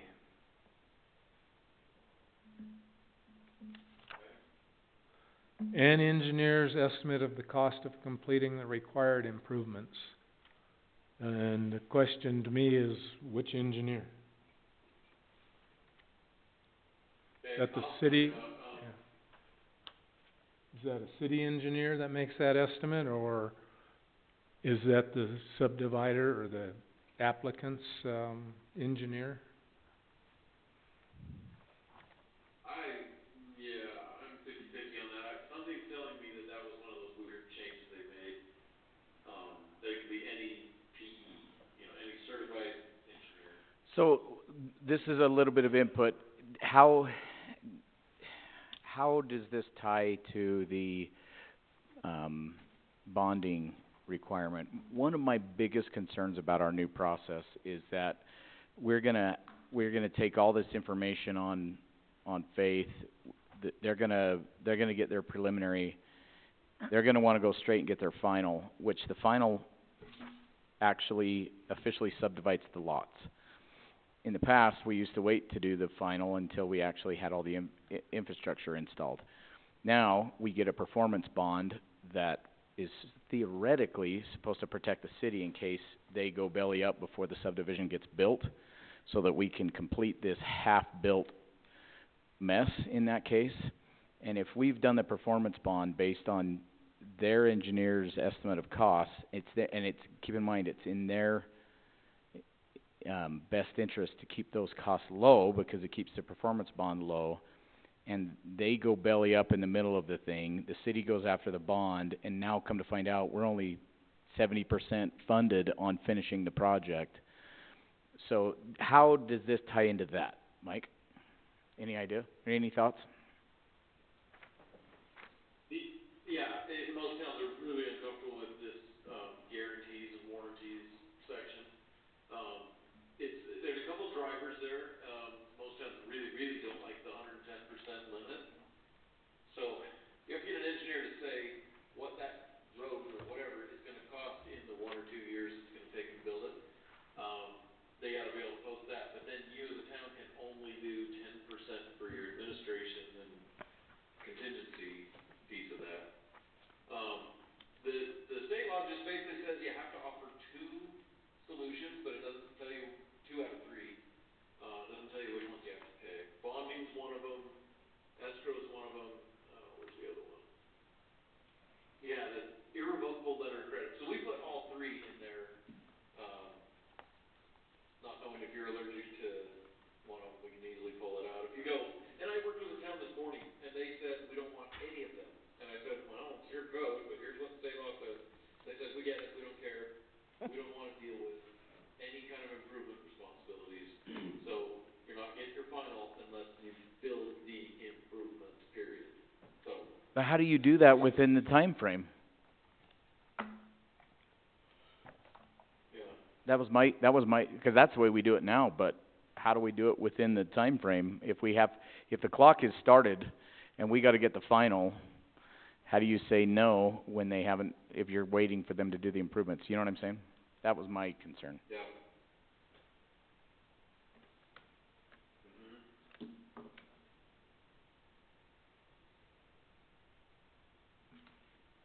And did yours yours was a 1 year, okay. Some towns have said 2.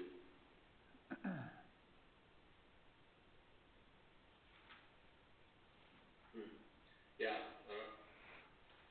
this is something I'm great with, but I can ask if you want, I can have a guy look at it again.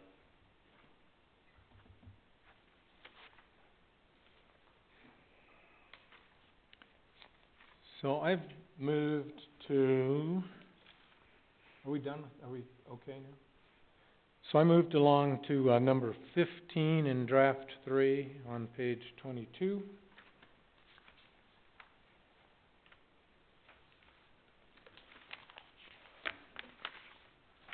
This has to do with water rights. So Dan, that question's really for you. Are we, is that language good enough? It was different in the other draft, but. So right now, Mike, we have elsewhere in our code, most of it's found in chapter 7 under public utilities and culinary water. With annexation or subdivision, they have to deed us water rights, and we need to make sure that found its way into the application. And at what point does that, because that process can take a minute, as you know, maybe you don't know, I'm sure you probably do, the water rights dedication. What we've typically done is, if they can show the change application and that it's in process, we go ahead and let the process continue with reserving final approval. In most cases, it's like a, building permit. We won't give them their C of O until the water rights have actually been recorded. Or on an annexation agreement, we say that they have to do it within a certain time frame, or it defaults, out or something like that. How would we do that in case of a subdivision and any ideas there? Maybe the way it is good enough. We just say the final final approval. Yeah, this is important. Required for final approval.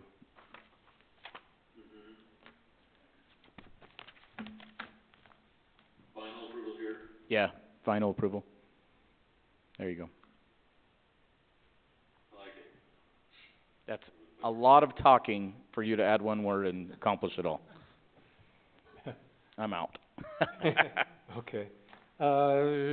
So, moving on through to page 23 in draft 3.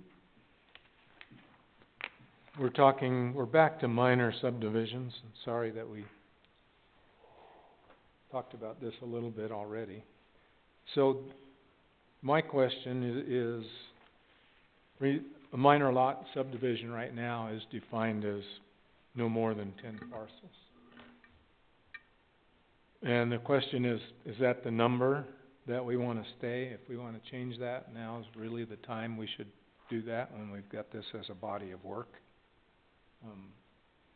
Many cities don't use 10 as the number. Some are as low as 5 or 6. Yeah.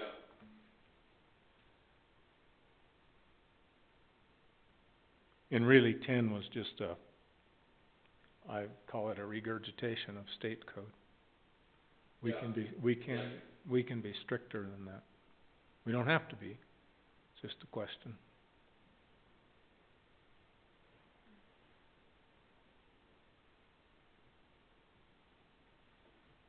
What are the advantages or disadvantages of changing the number? Yeah. I don't know. You can't be exempt from what it means is, I don't know, pick a number, say you pick 6, or we pick 6. Then when you go to do a subdivision, if it's more than 6, you're gonna do the plat requirements. You're required to have a plat. If it's less than 6, the applicant doesn't have to do that. But there's another change here that I just realized. In draft 1, it says subdivisions platted in no, that's not the one. Excuse me, just a second. In subdivisions of less than 10 lots, land may be exempt from plat requirements set forth in paragraph A and may be sold by metes and bounds without the necessity of recording a plat if, and then it goes on to say the ifs. It now reads in draft 3, applications to subdivide land are exempt from the plat and improvement plan requirements, but not other application requirements of chapter 14, if the subdivision, and then they go through all that. And I question, what are the improvement plan requirements that, I understood they were exempt from plat. I didn't understand that they were exempt from improvement plan requirements. Oh, yeah, I see what you're saying.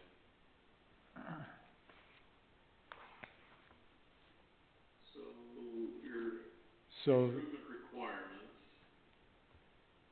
Yeah, I could see where they would be exempt if they're on an already improved street. You wouldn't need an improvement plan for the street.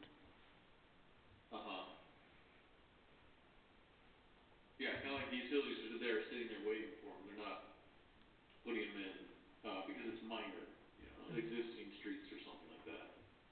I don't know. And that's why some towns do go lower.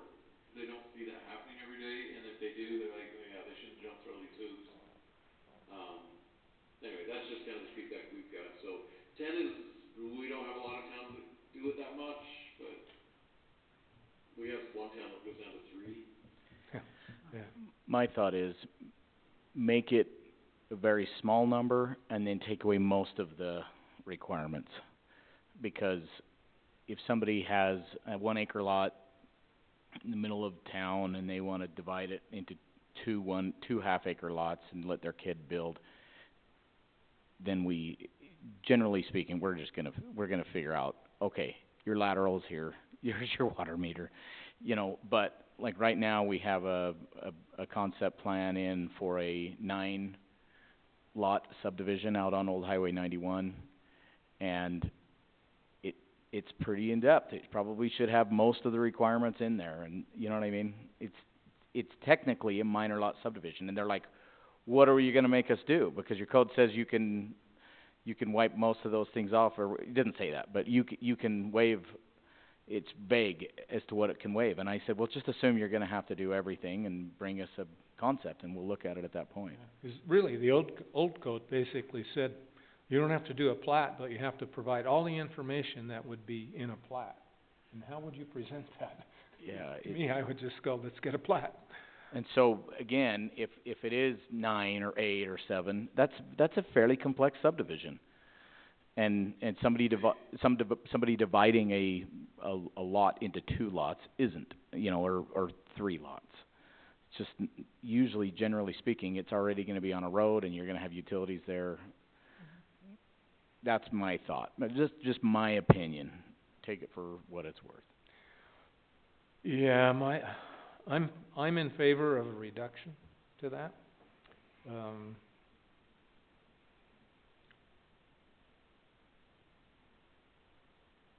6, 5? I'm trying to work through how a division would work, so you'd have a lot, and you'd make 1, you'd have 3, have another lot, and you divide it, you get 2 more, so, I don't know, pick a number, like 5. Yeah, that's what I was thinking, 5. Kinda what I'd say. Yeah, we had a note in that first draft that said 5, well, I don't know where it came from. Yeah, that might have, Somewhere in June, somebody said 5 to us.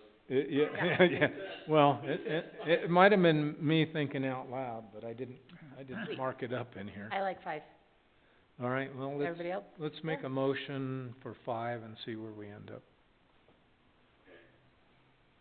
I make a motion that we, reduce the number of parcels to 5 under minor subdivisions. Do I have a second? I second it. All in favor? Aye. Aye. Aye. Any opposed? So back to your point, Larry, on the Okay. application, what was it called? The improvement? It says an Improvement improvement plan plan. requirements. Improvement plan So that's the way you like it, and improvement plan requirements. Or how do you feel? 'Cause that's what you brought up, and then I hightailed, I shanghaied your argument. No, that's okay, that's what we're here for, I think. So personally, I don't know what the improvement plan requirements are. I liked where we were headed, where we said it's the streets and it's the plumbing and the, you know, all that. And if and I'm saying this to you, Dan, 'cause I don't think any of us have the answer, have to bring in like Public Works, but I would look at that and say, we don't know collectively what those are. And that's a big statement, improvement plan requirements. It would be fun to know, one, what those are that we're exempting them from. So improvement plan requirements, think streets, sidewalk, drainage plan, I mean, yes, you're right, utilities, parking, some of those things that we talk about. Yeah, I'm a little In bit here. uncomfortable with drainage plan. How do you feel about that on any size minor lot subdivision? I mean, unless it's just a second house on one lot. Yeah, again, when you get to a really small one, it's inside the scope of what you already have there. We're not gonna make somebody that's splitting a lot into 2 lots have a retention basin for their own drainage Right, runoff. right. But on a larger subdivision, we are. Yeah. They're gonna have to plan for it. So, Okay, so I'm okay with that concept. I'm in favor of outlining what they're exempted from, so that there's no judgment calls farther down the road. Well, it says that's an improvement plan requirement, and you say no. but now we do have that shortened, what was that you said at the first, Mike? You would have an application that was, you had truncated application. Yeah, I'm thinking we need to build you multiple, application packets for, you know, other, or, well, maybe the other isn't that different, but, for minor and the ag could be one, and then one could be regular subdivisions. Yeah, but could we accomplish, This is residential, you're getting this many review cycles and so forth. but what we were talking about, what Larry was talking about, seems to me like that's what you already kind of discussed earlier. I agree, Your shorter application that has not as many things on it, for minor lots. for a minor lot.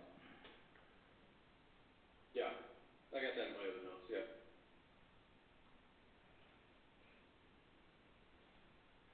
yeah.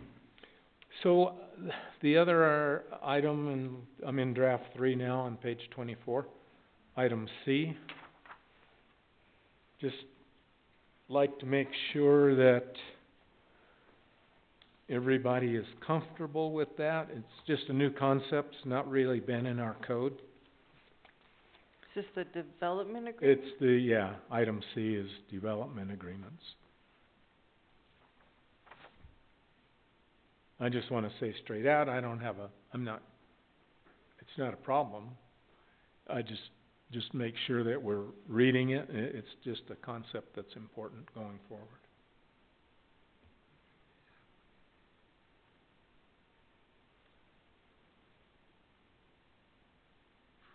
Yeah, and this is where the state does allow the city council to come in, so when you go, yeah, it's gone through, it got approved, and then somebody says, oh shoot, change our mind, they come back, that is a city council process. Is he looking at the That does same make thing? sense. Why, you know, you'd wanna be able to do a public hearing and so forth, I mean, 'cause it's like, wait, we already said yes to something or no to something, you know, and now we're gonna change our mind, but you better ask the public why, you know, what they think. Or at least the elected officials.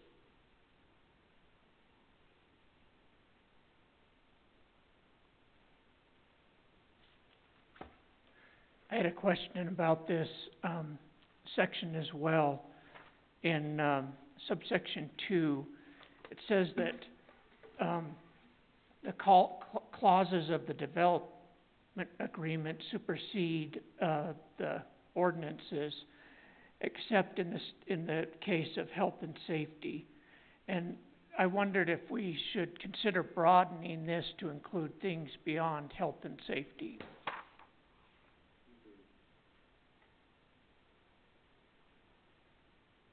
Like what?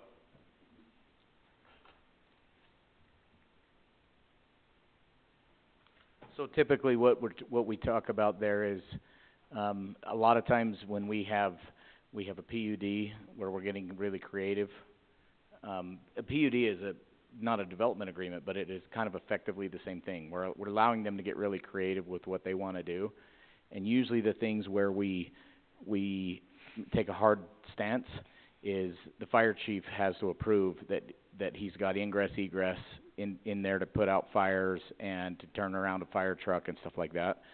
And that's typically one of probably the best example that I can think of where we try to say, yeah, there's certain things you just can't mess with, and you gotta be able to get in there and have, you know, for public safety purposes. So, you could probably make the same argument on building inside a inside a flood ditch, right? Or, right at the mouth of the canyon where there's known mudslides, which would normally be, you know, something you wouldn't do. You wouldn't wanna be able to override that with a development agreement because public safety is a risk there. So that's, I think, why that's written that way, but I'm just wondering what else you had in mind.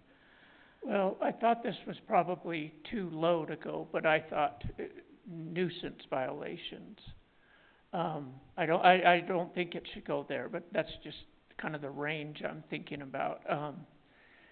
And I'm thinking the same way you are, that, and the way I'm thinking is that when you're drafting this development agreement, what are some things that you might forget that, like you said, Dan, are too big to just let the... So typically, they have to do everything that's in our code.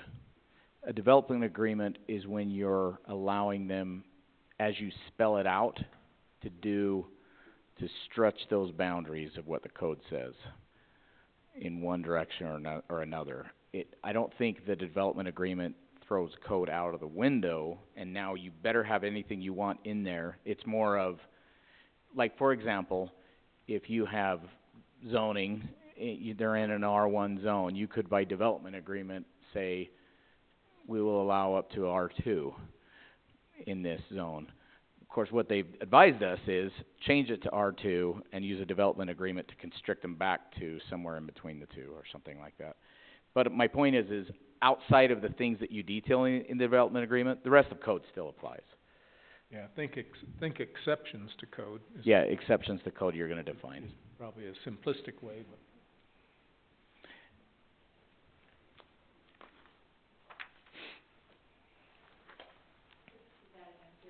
Troy, or did you?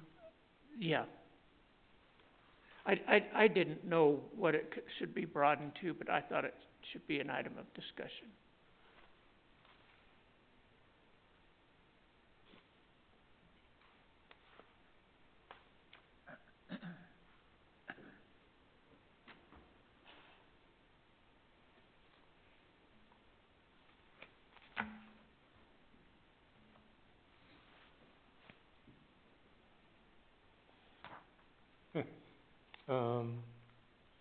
So I am reading, I hate to, don't try and go back to draft one, I guess, but on page 23 of that, there's this place that says, if the land use authority elects to hold a public hearing, the hearing must occur before the end of the land use authority's preliminary review period, and in parentheses, end of phase 3, of the last preliminary review cycle, which I get all that.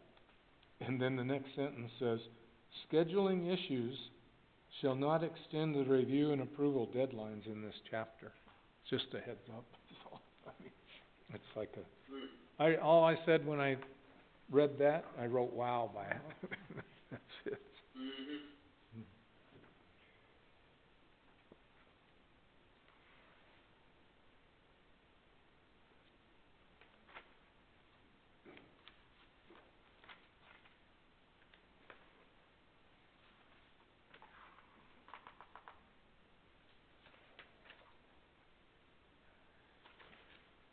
So Mike, here's some of the language I was wondering about.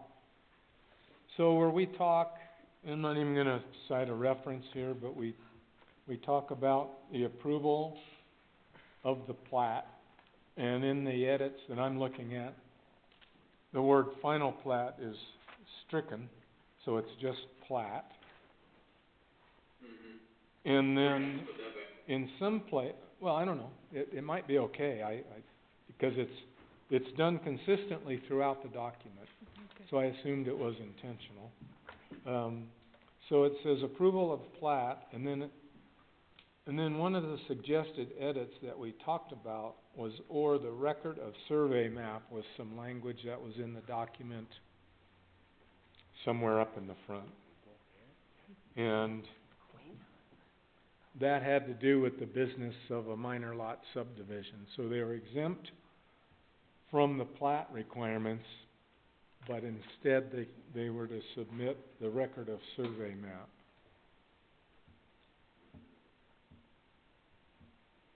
Well, and it's, yeah. Oh, it's in draft 3 too, okay. So anyway, that's just a heads up. I guess it looks like we got it.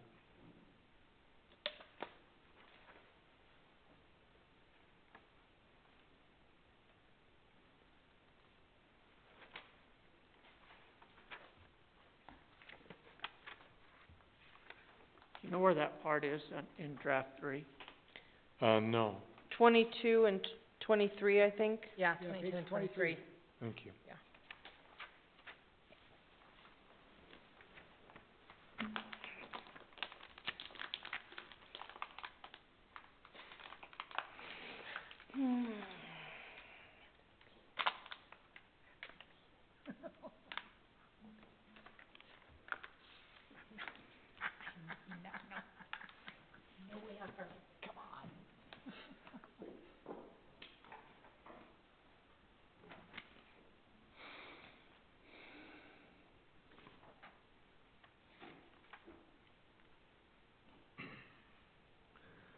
So on page 25 of the, draft 3, where we talk about material subdivision amendments.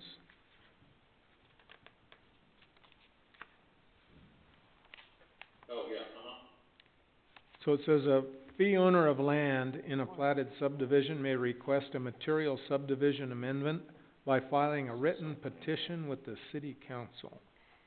Do we have a process for that?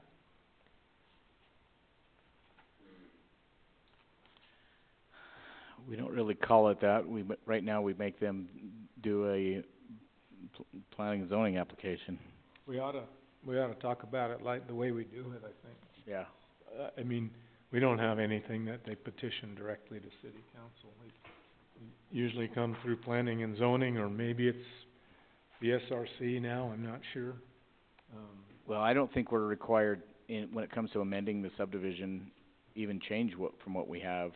But what we have is it's pretty silent on what we just, in fact, it's so silent in our code that we just really read the state code and see what it says, and it details the process. So, I'd either say we just refer to state code and leave it alone, or put something in there that's pretty consistent with what we do, and that's an application that comes to planning commission. Okay. Well, I'm neutral on that. Just notice that, we ought to do one or the other. We shouldn't leave it inconsistent. Agreed. If we keep it, we should fix it. If we're gonna refer to state code, then we do that. The only thing is that the state code on that subject refers to the city's land use authority. After we're all said and done, who is our land use authority, Mike? yeah. I was hoping you'd tell me. Yeah, it sounds like it's gonna be your planning commission for final, Yeah. but these amendments. That's probably one of those that's left a little, they probably didn't really think through. I would After our amendments, I'm wondering if we define our land use authority different. I know we have our administrative land use authority, which is different than your land use authority. Why they had to name them almost the same thing, I don't know. Seriously. The only time that the administrative land use authority is involved, in my opinion, is this subdivision review committee. They're one and the same. And I think our land use authority, I don't know if that's officially defined, but it would be really good to define, because I think right now we just assume that it defaults to the city council. And that's what we've done with amending of a subdivision that we're reviewing one right now, right? We just sent it on last meeting, so.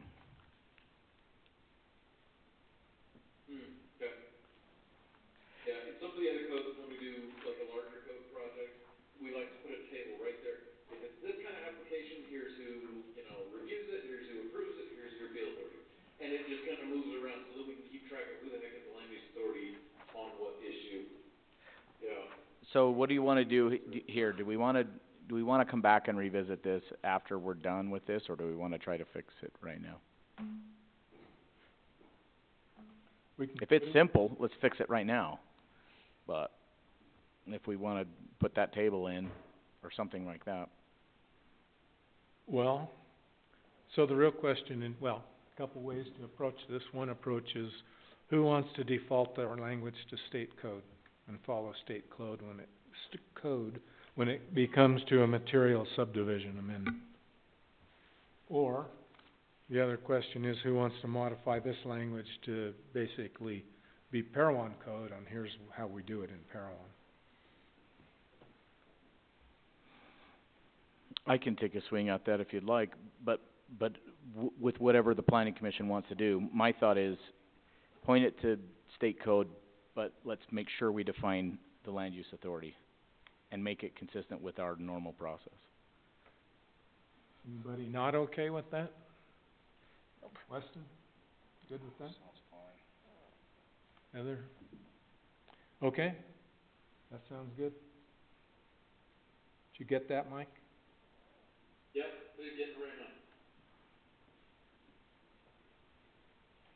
Okay, good.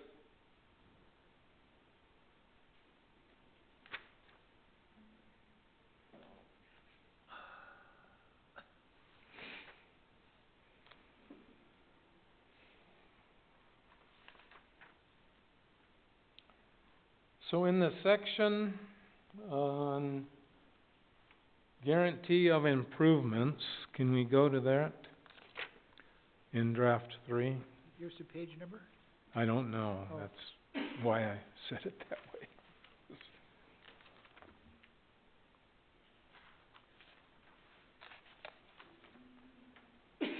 29. 14.10.50, Yeah. oh, page 29. Yep, What was it, page 29. 29?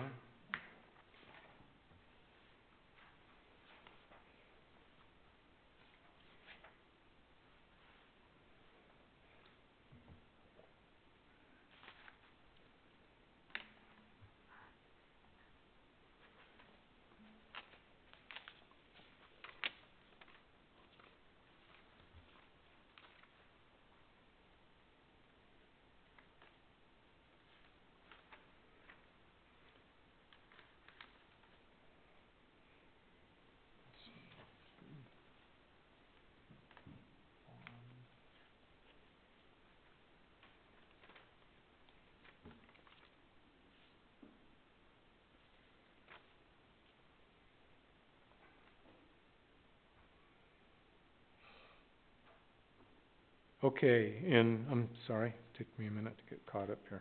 So on page 29 of draft 3, item 2 is escrow. And in that, about the, I guess the second sentence, it talks about the costs of the improvements not accepted or not installed or constructed shall be determined by the engineer. And I'm back to that same question. Which engineer? Which engineer? Yeah, which engineer? Be the one in the front of the train. Yeah. That's right, You know, I'd like just to insert the word city engineer. This was the crux of my main question, my main concern. it might not be a bad idea, Mike, to just go through this document, not necessarily right now, but do a word search for engineer. And, Yeah. and see that each one of them is appropriately defined, so we know which engineer.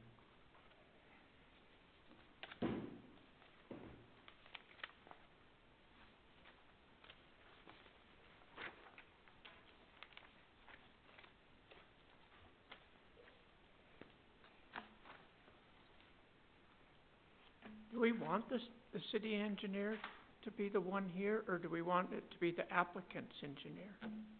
Well, I don't know, that's my point. You think which one do you think it is? I think it should be the applicant's engineer. I think he should brunt the cost of that, yes.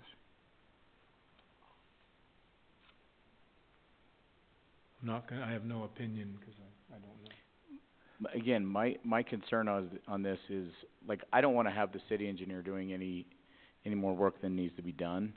I just don't wanna have them underestimate what the cost to do the project is. That's what escrow is based on, and then the city ends up on the hook if they go bankrupt with a half-built subdivision, and we now don't have enough money to complete the subdivision, and it's already been platted. The problem with that is now you end up with people owning property and we deal with this with a subdivision on the west side of town. Then later, nobody can get a building permit on it, nobody has the ability to do the entire subdivision by themselves, or they only own one lot, and the city's over here trying to figure out how to deal with it. There's been a subdivision sitting there since the late seventies because of this. The only way to fix it is to have one person figure out how to buy all the properties and then put in all the improvements, or the city does an assessment area and assesses each property owner, then it goes in and does it all anyways. So in this case, you potentially could end up with a half-built subdivision, which is almost as bad as a completely bare ground that's just platted. So my concern is that whatever the estimate is that we're basing escrow on is that the city engineer at least reviews it to see if it looks good. So what about Troy's thought about who burdens the cost, though? What if it's that they burden the cost, but it's contingent upon the city's engineer? Even if the city engineer reviews it, we're still gonna include that in the planned review fees that they're gonna have to pay. Yeah, I thought that Right. that we, in part of our procedures, we say that the city engineer needs to confirm the number that the which is fine, applicant provides. that's fine. Yeah, I don't wanna have the city engineer be calculating the cost of their subdivision. I just want them to Right. review it for, Right. Yeah. for whether it makes sense. Make sure it's a legit subdivision. Believe it or not, there's fly-by-night, everything. I think we all believe that, that's why we're here. Mike, did I understand the note that you said to yourself is to change everywhere where it says engineer to city engineer? Well, I need to look it up and make sure we can, because I don't know if can you guys see that web browser, Yes, Mm-hmm. the state code? yes. Yeah, you can see that? Yeah, look under five, it talks about, when it talks about a completion assurance, it just says evidenced by an engineer's estimate. And then down here at six, it talks about, the municipal engineer's original estimate of completion, but that's for the landscaping. I guess it says or infrastructure improvement. That's why I just kinda wonder if we ought to just say, like what we said earlier, like, it's the city's engineer, so they're on the city's team, so to speak, but it's paid for by the applicant Yeah. as part of their fee. And this is not just theoretical, like some of these larger cities, Saratoga Springs, where they're doing a lot of developments, the city's already going through some of these major problems of inheriting a bunk subdivision. And with cost running, doing what they're doing, I was talking to their city manager, they have one, and they're literally 70% funded on a project that they're now having to figure out, where are they gonna go get the money? Where's the city supposed to go get the money? Taxpayers? I mean, how does that make any sense, right? So, we just wanna make sure it makes sense. Whatever we can do there to make sure we kind of button that up. Do All right. we think that our city engineer, has the expertise to, Oh, yeah.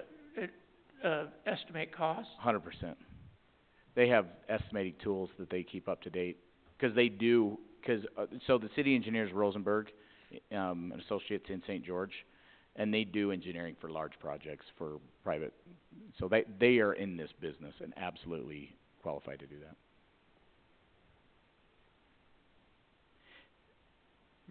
Okay. Back on page 29, this is really, what I would call a surface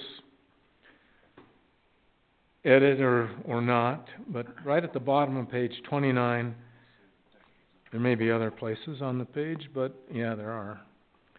It says, shall be signed by the subdivider in the second from the bottom line. And as we move on to the next page, in the first paragraph at the bottom, we talk about the subdivider of the subdivision. And then as we get down farther in this, we talk about signed, maybe I'm looking at the wrong. Sorry guys, but I gotta take off. Okay. Go. Can I go with you? Still gonna be here at 10 o'clock? No. You coming yeah, back? Probably Well, not. if you're here at 10, I'll come back. No, don't come back. Thank you, Weston. Happy Thanksgiving. Thanks a bunch. Yeah, so is there a preference? Do you wanna go with like applicant, subdivider, developer? We use a lot of different terms, Yeah. it's kinda sloppy. We decided last meeting we wanted to go with applicant. We liked applicant. Applicant. And I noticed that, we also wanted that to replace party, developer, and subdivider. It looks to me like you guys at least replaced all of the party with the subdivider, but did you replace developer with the subdivider? And in this case, can you change it to applicant? And by the way, those are artifacts of our old code. A lot of them. We were terribly inconsistent with those.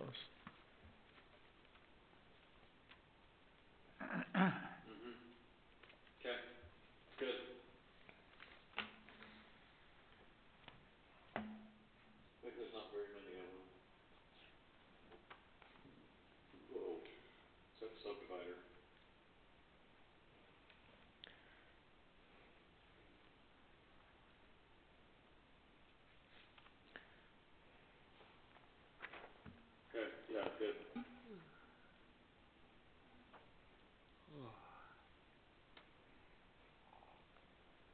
And I just had a question on, we get to the part that says streets to conform to major street plan is the major heading. And that is on page 34.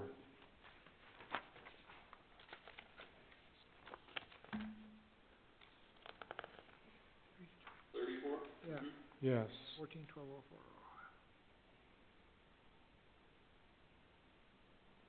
Okay, there was some different language in the draft one, and this one completed at the time. Major street. Oh, okay, yeah.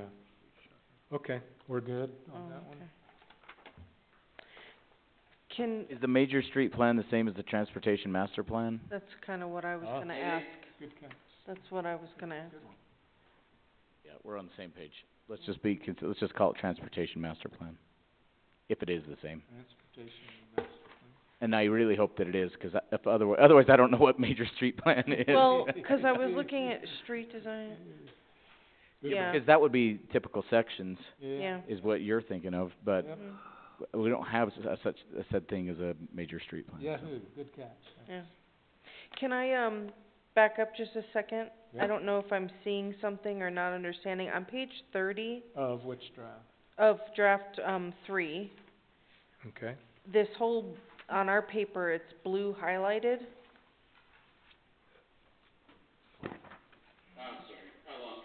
That's okay, you're fine. Back to page 30, Mine is not. yours is not highlighted, all blue, mine is. Yeah. On the, second to last paragraph, the escrow holder, Wanna mark that one it starts. Second in the highlighted area, second to last, what, pay to the M city, what is that? Nice. I have no idea. Uh, That's a good save, I'm impressed. I don't know why in the world that jumped out at me. It's that neuro spiciness, that just single letter, just and it put a not Y on being it. an I. Put a Y on it. I'm like, whoa, that just jumped right off the City. page at me. Nice save. Okay, sorry, so now I think we're back at 34 or further on. Yeah. Yeah, we need that payment to come to our city, not the M city. Yeah. Oh, wow.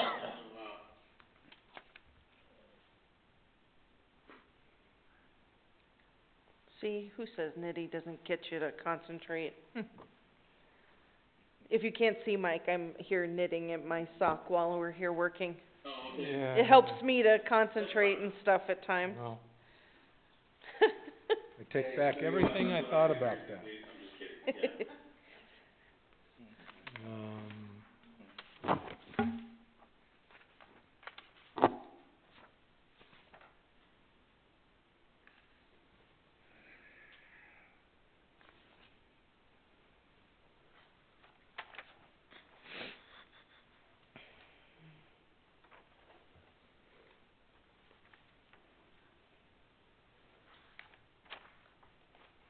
So I'm now looking for the section in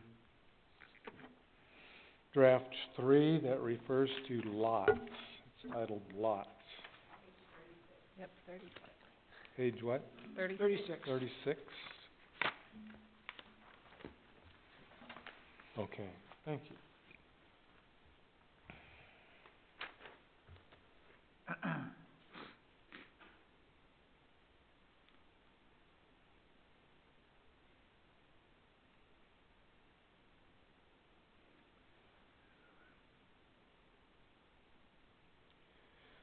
So, item H, the last thing on that page.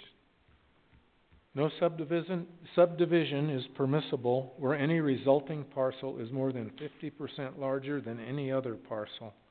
This prohibition may be waived by the SRC and the Planning Commission during the application review process.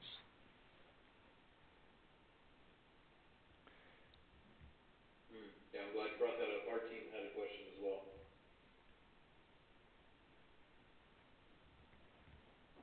I guess I'm curious as about no parcel being more than 50% larger than any other parcel in a subdivision.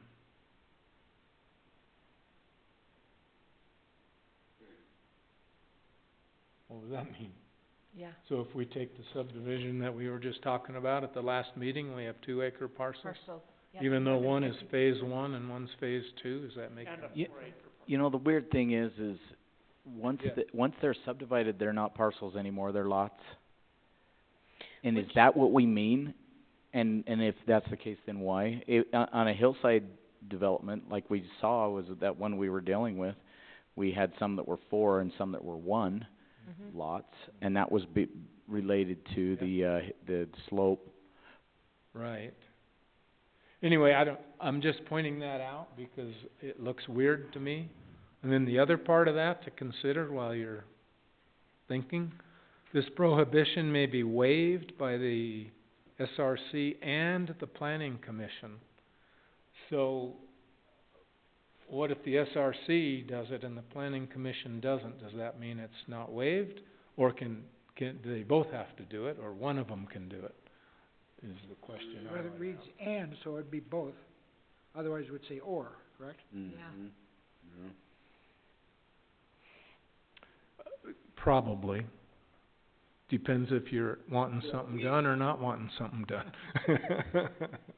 Yeah, we wondered about this as well. I think this was one that was in your 2016 code, and we just kind of went, okey dokey, but you're right, it's kind of, Can we just take it out? There is one problem with That's what I think. subdivisions, where they go, minor subdivision, you do a bunch of those in a row, and suddenly you actually have a major subdivision that's just a bunch of minors, and they got to get some steps. So I'm wondering if this is where that might have come from, like trying to prevent that or something. We have a totally different strategy, if that's what the concern was, but I don't know what it was. Take it out? I hate to say, I've never noticed that before. Yeah. I kinda like the idea of just taking it out. The process gets Yeah. weird. Yeah. And is there a real good reason not to have it there? Okay, anybody got an issue with that? Nope. Troy? No, but should we make a decision on the point before about whether we should keep in the requirement that it none be more than 50% larger? I think we're talking about deleting all of that. Yeah, just deleting the whole thing. Are you opposed to either one of those? No. Anybody opposed? Nope. Okay. Taking it out? yeah, I'm gonna ask my smart people, what solution is this, what problem is this a solution for? Okay, that'd be very Yeah. helpful. Yeah, that's That awesome. That'd be that'd be nice and helpful. Yeah, I guess my brain, I was thinking, well, what's the definition of parcel? Like, because it is under lots, that maybe we're missing something that, But once it's a subdivision, you assign lots, so. Yeah. right, and it is under lots, so, like, anyway, yeah, ask the smarter people, please. We concur. Yep. Good. I'll even give that a thumbs up then. I didn't know I could do that. My own comments, that's pretty dumb.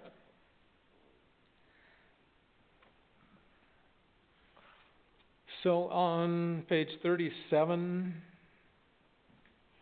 there's an edit that, quite frankly, I asked Mike to make, and I changed Planning Commission to Public Works Director because it seemed appropriate. I just need to make sure everybody's comfortable with that, 'cause it's not my decision only. Yeah, that works. Totally agree, good catch.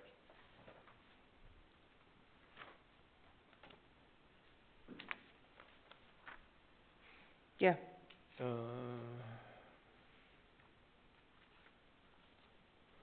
So the other, okay, we're on page 38 now of draft 3. Who on the Planning Commission wants to be the person that approves the culinary water supply? not me, thank you. Yeah. Anybody? Jerry? Roy? Can you send that to the water board, or? So this, this is approved, first of all, we have them do a water model, and then if it's a large enough subdivision, and then the state water, Division of Drinking Water has to approve it.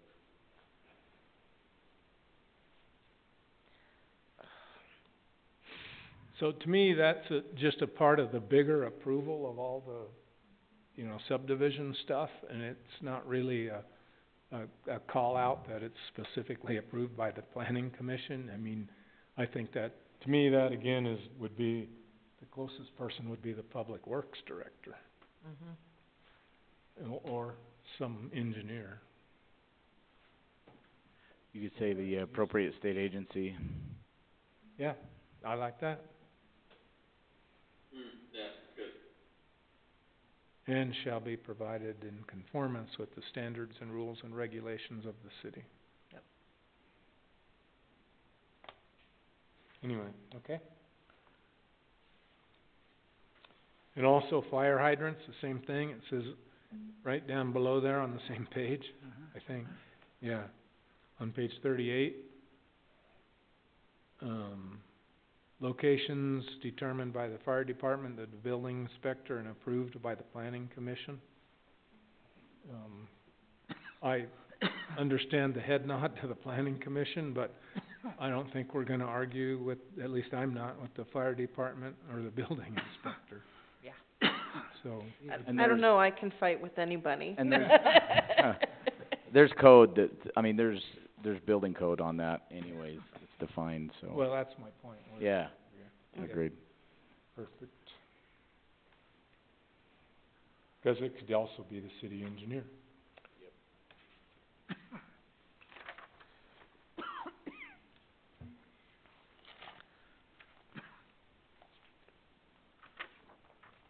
Oh, if we keep scrolling down to page, I'm looking for street lights, 40. 40.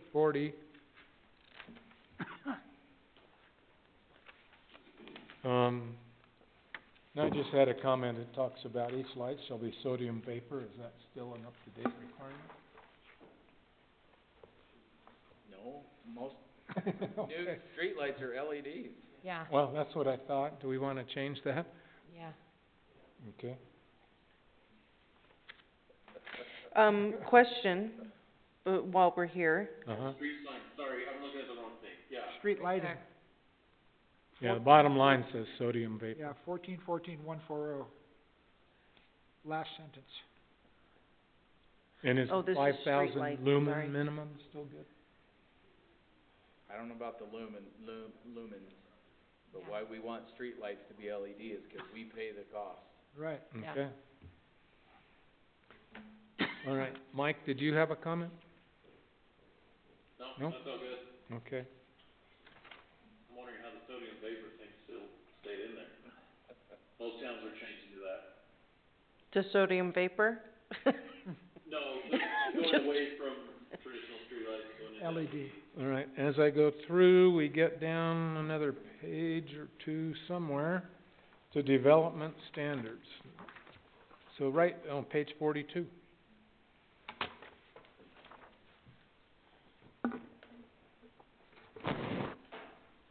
This is So, last meeting.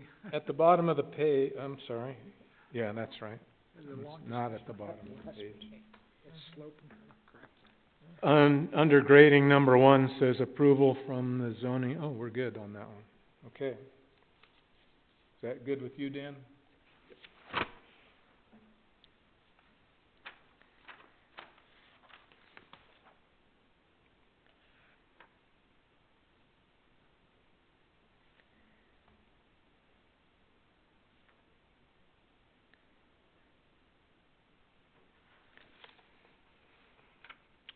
Again, in number 5, where it talks about fill areas, we talk about the building inspector or the planning commission. Do we want that requirement there still? No. I don't think planning commission needs to be on there again.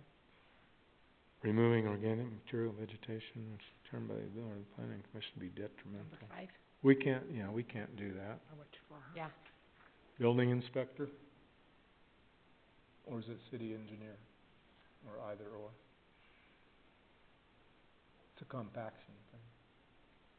Yeah. I'd say engineer. On number 5, Mike, on that, is what we're talking about, where it says planning commission.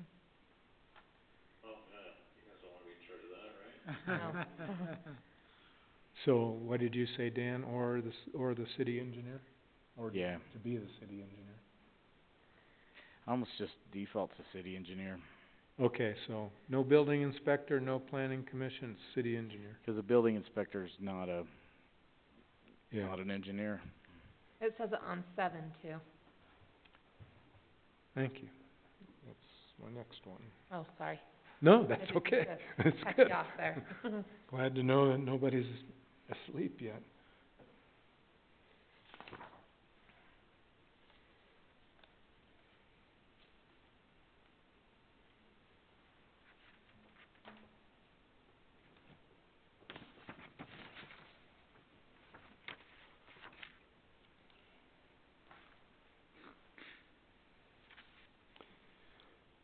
Are we caught up? Yeah, okay, so on page 43, under drainage, number 1, talks about the planning commission again.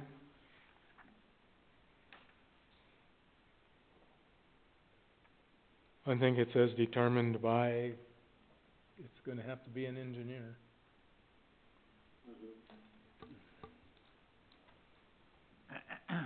And this, You guys can leave over all the trouble, okay. and this, again, this is back to that concept, it's fine to have their engineer present something, we just want it reviewed and approved by our engineer. Okay. Which I think that, so that have them determine it by an engineer, and then our engineer is gonna review everything anyways. Okay, So, an engineer, I think, would be fine for something like that. okay.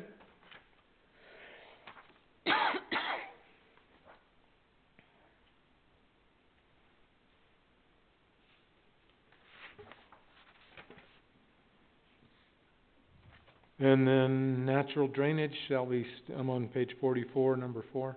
Natural drainage shall be stabilized to the satisfaction of the planning commission.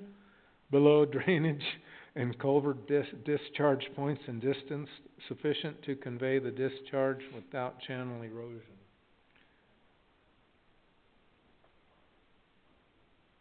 That could be you, Dan, it could be the public works director. You could empower the public works director. I know, I kinda like public works director in that case, Okay? I really do.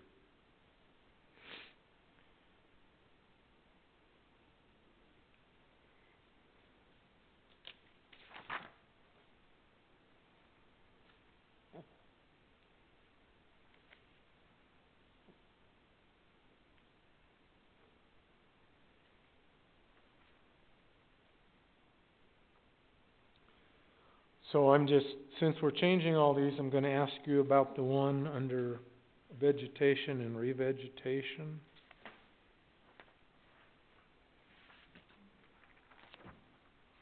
The type of the type of vegetable cover used must be approved in advance Oops. by the planning commission. Doesn't apply. Let's just put carrot.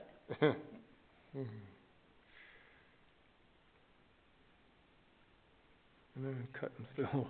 I think potatoes have a better root Keep system. this, keep this, just Fire one carrot. resistant species of perennial vegetable.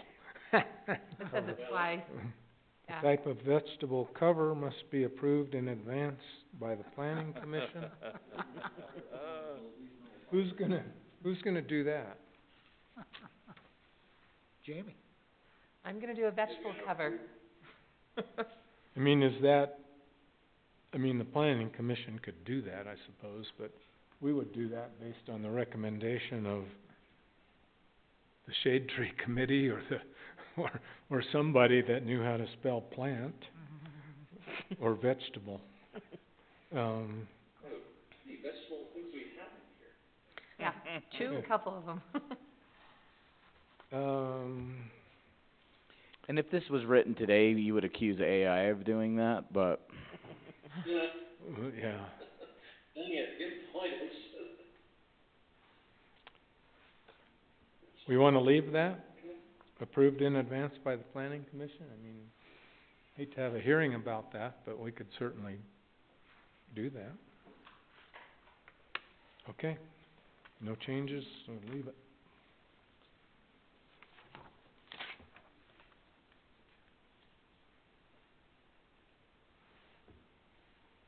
Larry, do you have on your notes to cover the ones in, number 5? The references to planning. Five? 45. On page 56, 45. page 45? What was I just reading? Under the vegetation and, At least we Oh. have vegetation instead of vegetables. Page Planning 45, Commission number, and its option. okay, I'm sorry, I'm totally lost. Go through that one more time. On page 45 and number 3? Number 5. Number 5. It's, But it doesn't say continuation 5. from 5 is 44. on the previous page. Right there, Larry. Oh.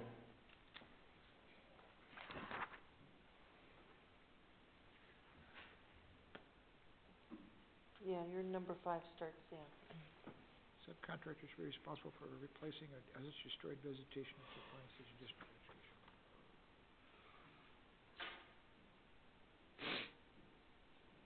Areas with not contained in boundaries.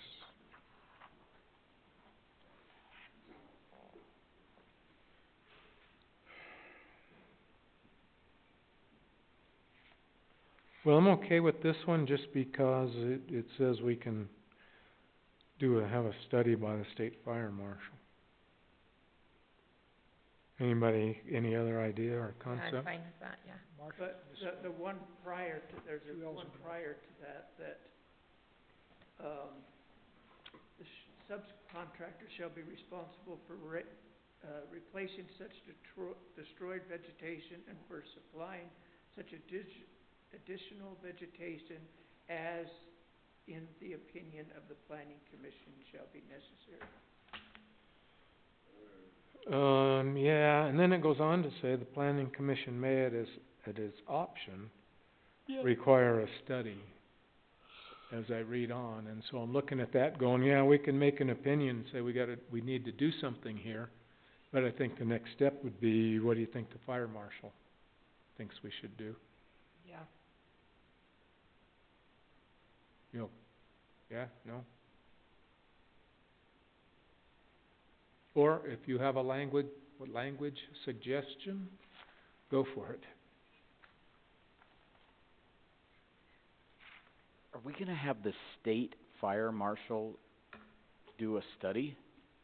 Does the state fire marshal do studies? Yeah, I was gonna say, I read that, I was like, Maybe it's not the state, maybe it's the local, I know, but it says Fire require a study by the state fire marshal. Or some other appropriate authority. so we have a problem here, some vegetation gets cleared and we need, Well, it yeah, says so it there. yeah. Or some other appropriate authority. Yeah. Oh, yeah. Yep. that one. I thought you were saying to add it, I didn't realize it was already there. Yeah. There you go. Troy, did we capture your Well, concern? This is separate from the fire marshal. We're gonna tell people whether they should put more, vegetation or remove some vegetation. And I think that ought to be an administrative process that doesn't go through the planning and zoning commission. And so the reason the fire marshal is implicated in the sentence below is that whoever's making that decision may say, could this be a fire hazard? Not all of the decisions they make about vegetation are gonna involve whether it's a fire hazard. And if they think it is a fire hazard, then they can, initiate the process where the fire marshal looks at it. So you're saying it could be, say, the planning and zoning administrator?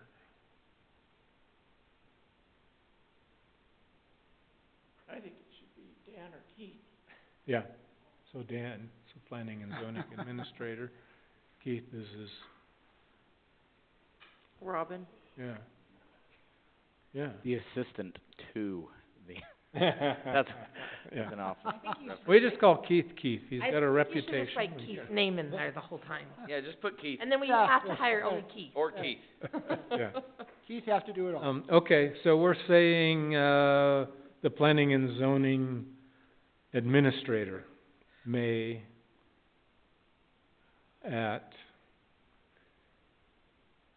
their option, or however you would say that. It's not an it's. And then in the prior sentence, as in the opinion of the planning and zoning administrator. Yeah.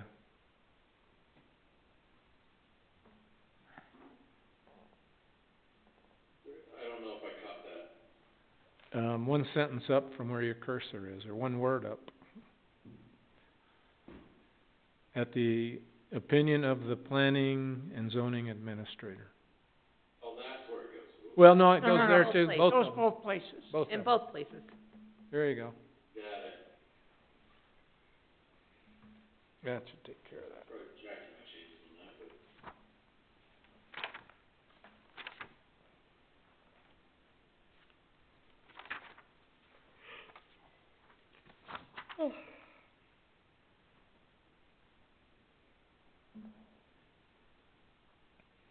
Then are we looking into if it's a state marshal or it doesn't okay. Well, it's I like see. or other. Or appropriate, Yeah, okay, perfect. appropriate authority.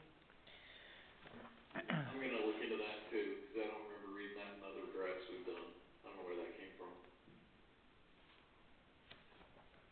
1964. Good year. A, B. If we have wiggle room where we don't have to involve the state fire marshal, can we just assign that to the fire chief? Well, planning and zoning administrator would decide. If he felt he didn't know what species of cacti to plant there, he might call in the fire marshal or go to the Dixie National Forest and ask them for an opinion.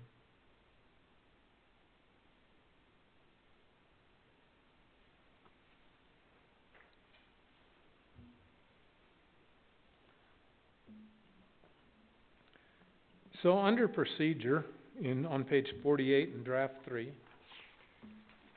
we have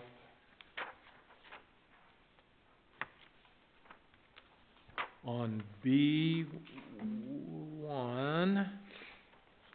now it's on page 49, and on that draft it looks like.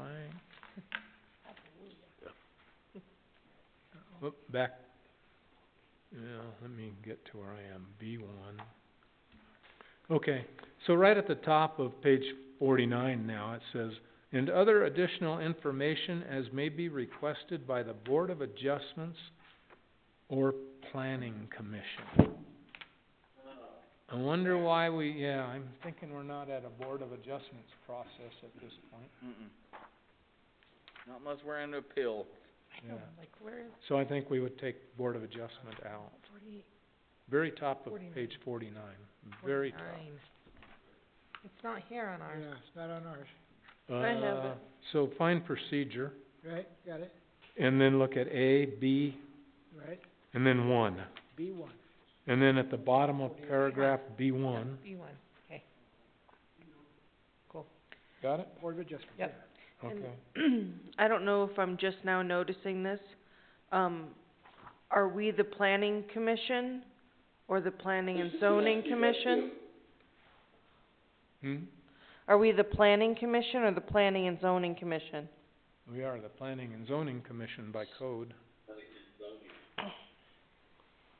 I don't know if that's the first time, it's been that way. That I should be. mean, a- all the other times it said And planning. we're gonna abolish the Board of Adjustment. It did say planning commission? Everywhere until we just put it there twice in a couple. Everywhere, Next 6 we'll fix it. okay. Okay. So, okay, I am now up to letter O, and it's page 50 for me, but for you guys, Yes. it's a different draft. Page 50, right. It's right above mobile home plan unit developments. 50. Are you on 50 also? Okay, we're Right. back on the Alright. same page.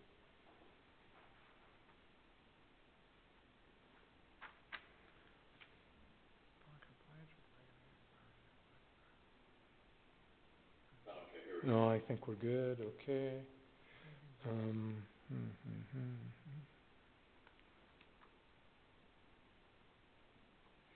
Mike, just to clarify, so you're gonna go through and look for wherever you have planning commission and, Where's the okay, zoning? I see you're nodding, thank you. Oh, yeah.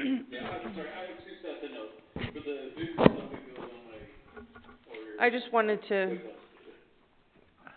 Okay. At this point, coincidentally, like at 9 o'clock, I am finished with my comments, which means I'm through draft 3 and through draft 1.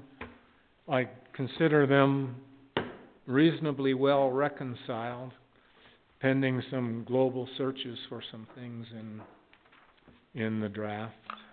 I think you took notes about all those. So does anybody else have any comments or questions about this? We're gonna see another draft, I think, before we're finished, or are we going right straight to public hearing? Correct, and I had a note that you guys were going to, you have a hearing scheduled for the 4th? December, is that right? Yep. Yeah. Right, yes. Okay. So we need to turn this around really quick for you. To get your noticing in. Yeah, we'll expect it Thursday. Gobble, gobble, gobble. It'll probably be about 11 o'clock then. Yeah. Those are actually, most of those edits, even though it sounded like a lot, that's pretty par for the course to find that kind of stuff. I'm just looking at my other notes, I think you guys covered the same stuff we were gonna ask about. Oh, good. I don't know, let's get you your code, and then we'll get your application forms after that. I wanna make sure we invest our time in this actual language. But like I say, I don't think it's gonna be that much, it's just the two-phase process, we have good language for that, so, Yeah. we can work that out. Okay. So the question is, just so we're clear, are you supporting our public hearing, or are we gonna run our own public hearing? On the, what Fourth. did I just say, the 4th? Yes, Mm-hmm. Not any idea, I'm not posted anywhere else. Dan, your thoughts on that? We haven't had a single point of inquiry from anybody. I don't know if it's gonna be a robust public hearing, but you never know. You know, And Mike is pretty good at, You mean on Zoom? Mike's On pretty good at, Zoom. one of the 87 we're working on, and, we've not had a single person from the public come to any, Well, we can't pay people to care about this stuff, some are developers. in other words, I think that it may be a moot point, is my point. okay, so we can wing it. I mean, we're perfectly capable of walking through all this, especially after this discussion. So, okay, Good discussion. you'll get us our code in time for us to do a quick look at it before that meeting, right? Correct, and what I'll do is, I'll get you the red line version, the clean version, and then what I'll do is do a third thing, which is like a report over the top that just says basically, 51 pages, here's the ones that you talked about, and the ones we need to make sure we got it right, Okay, today's list. great. Okay. Well, at that point, I one final. wanna say thank you all for coming to this extra work meeting and putting in the effort to work through this. Yes, I Pain really in the neck. appreciate all of your hard work. Thank you. Yeah. Mike, thank you for your help. Yeah, thanks, Mike. yes, thank you. You betcha, guys. Okay, one more motion here. I make a motion that we adjourn. I second. All in favor? Aye. Any opposed? Ooh. Okay. Again, thank you all. Thanks, Mike. Quite a feat. Good work. Can I ask that? This is probably night. the only thing you dream about, huh? Happy Thanksgiving, Mike. print out the final version? Can we look at it here? I will send it to you if I get it by email. You do whatever you want. All right, thank you. Yeah. No need. Yeah. We don't need to kill any more trees. No more tree killing. Thanks, Mike. Okay. Good night.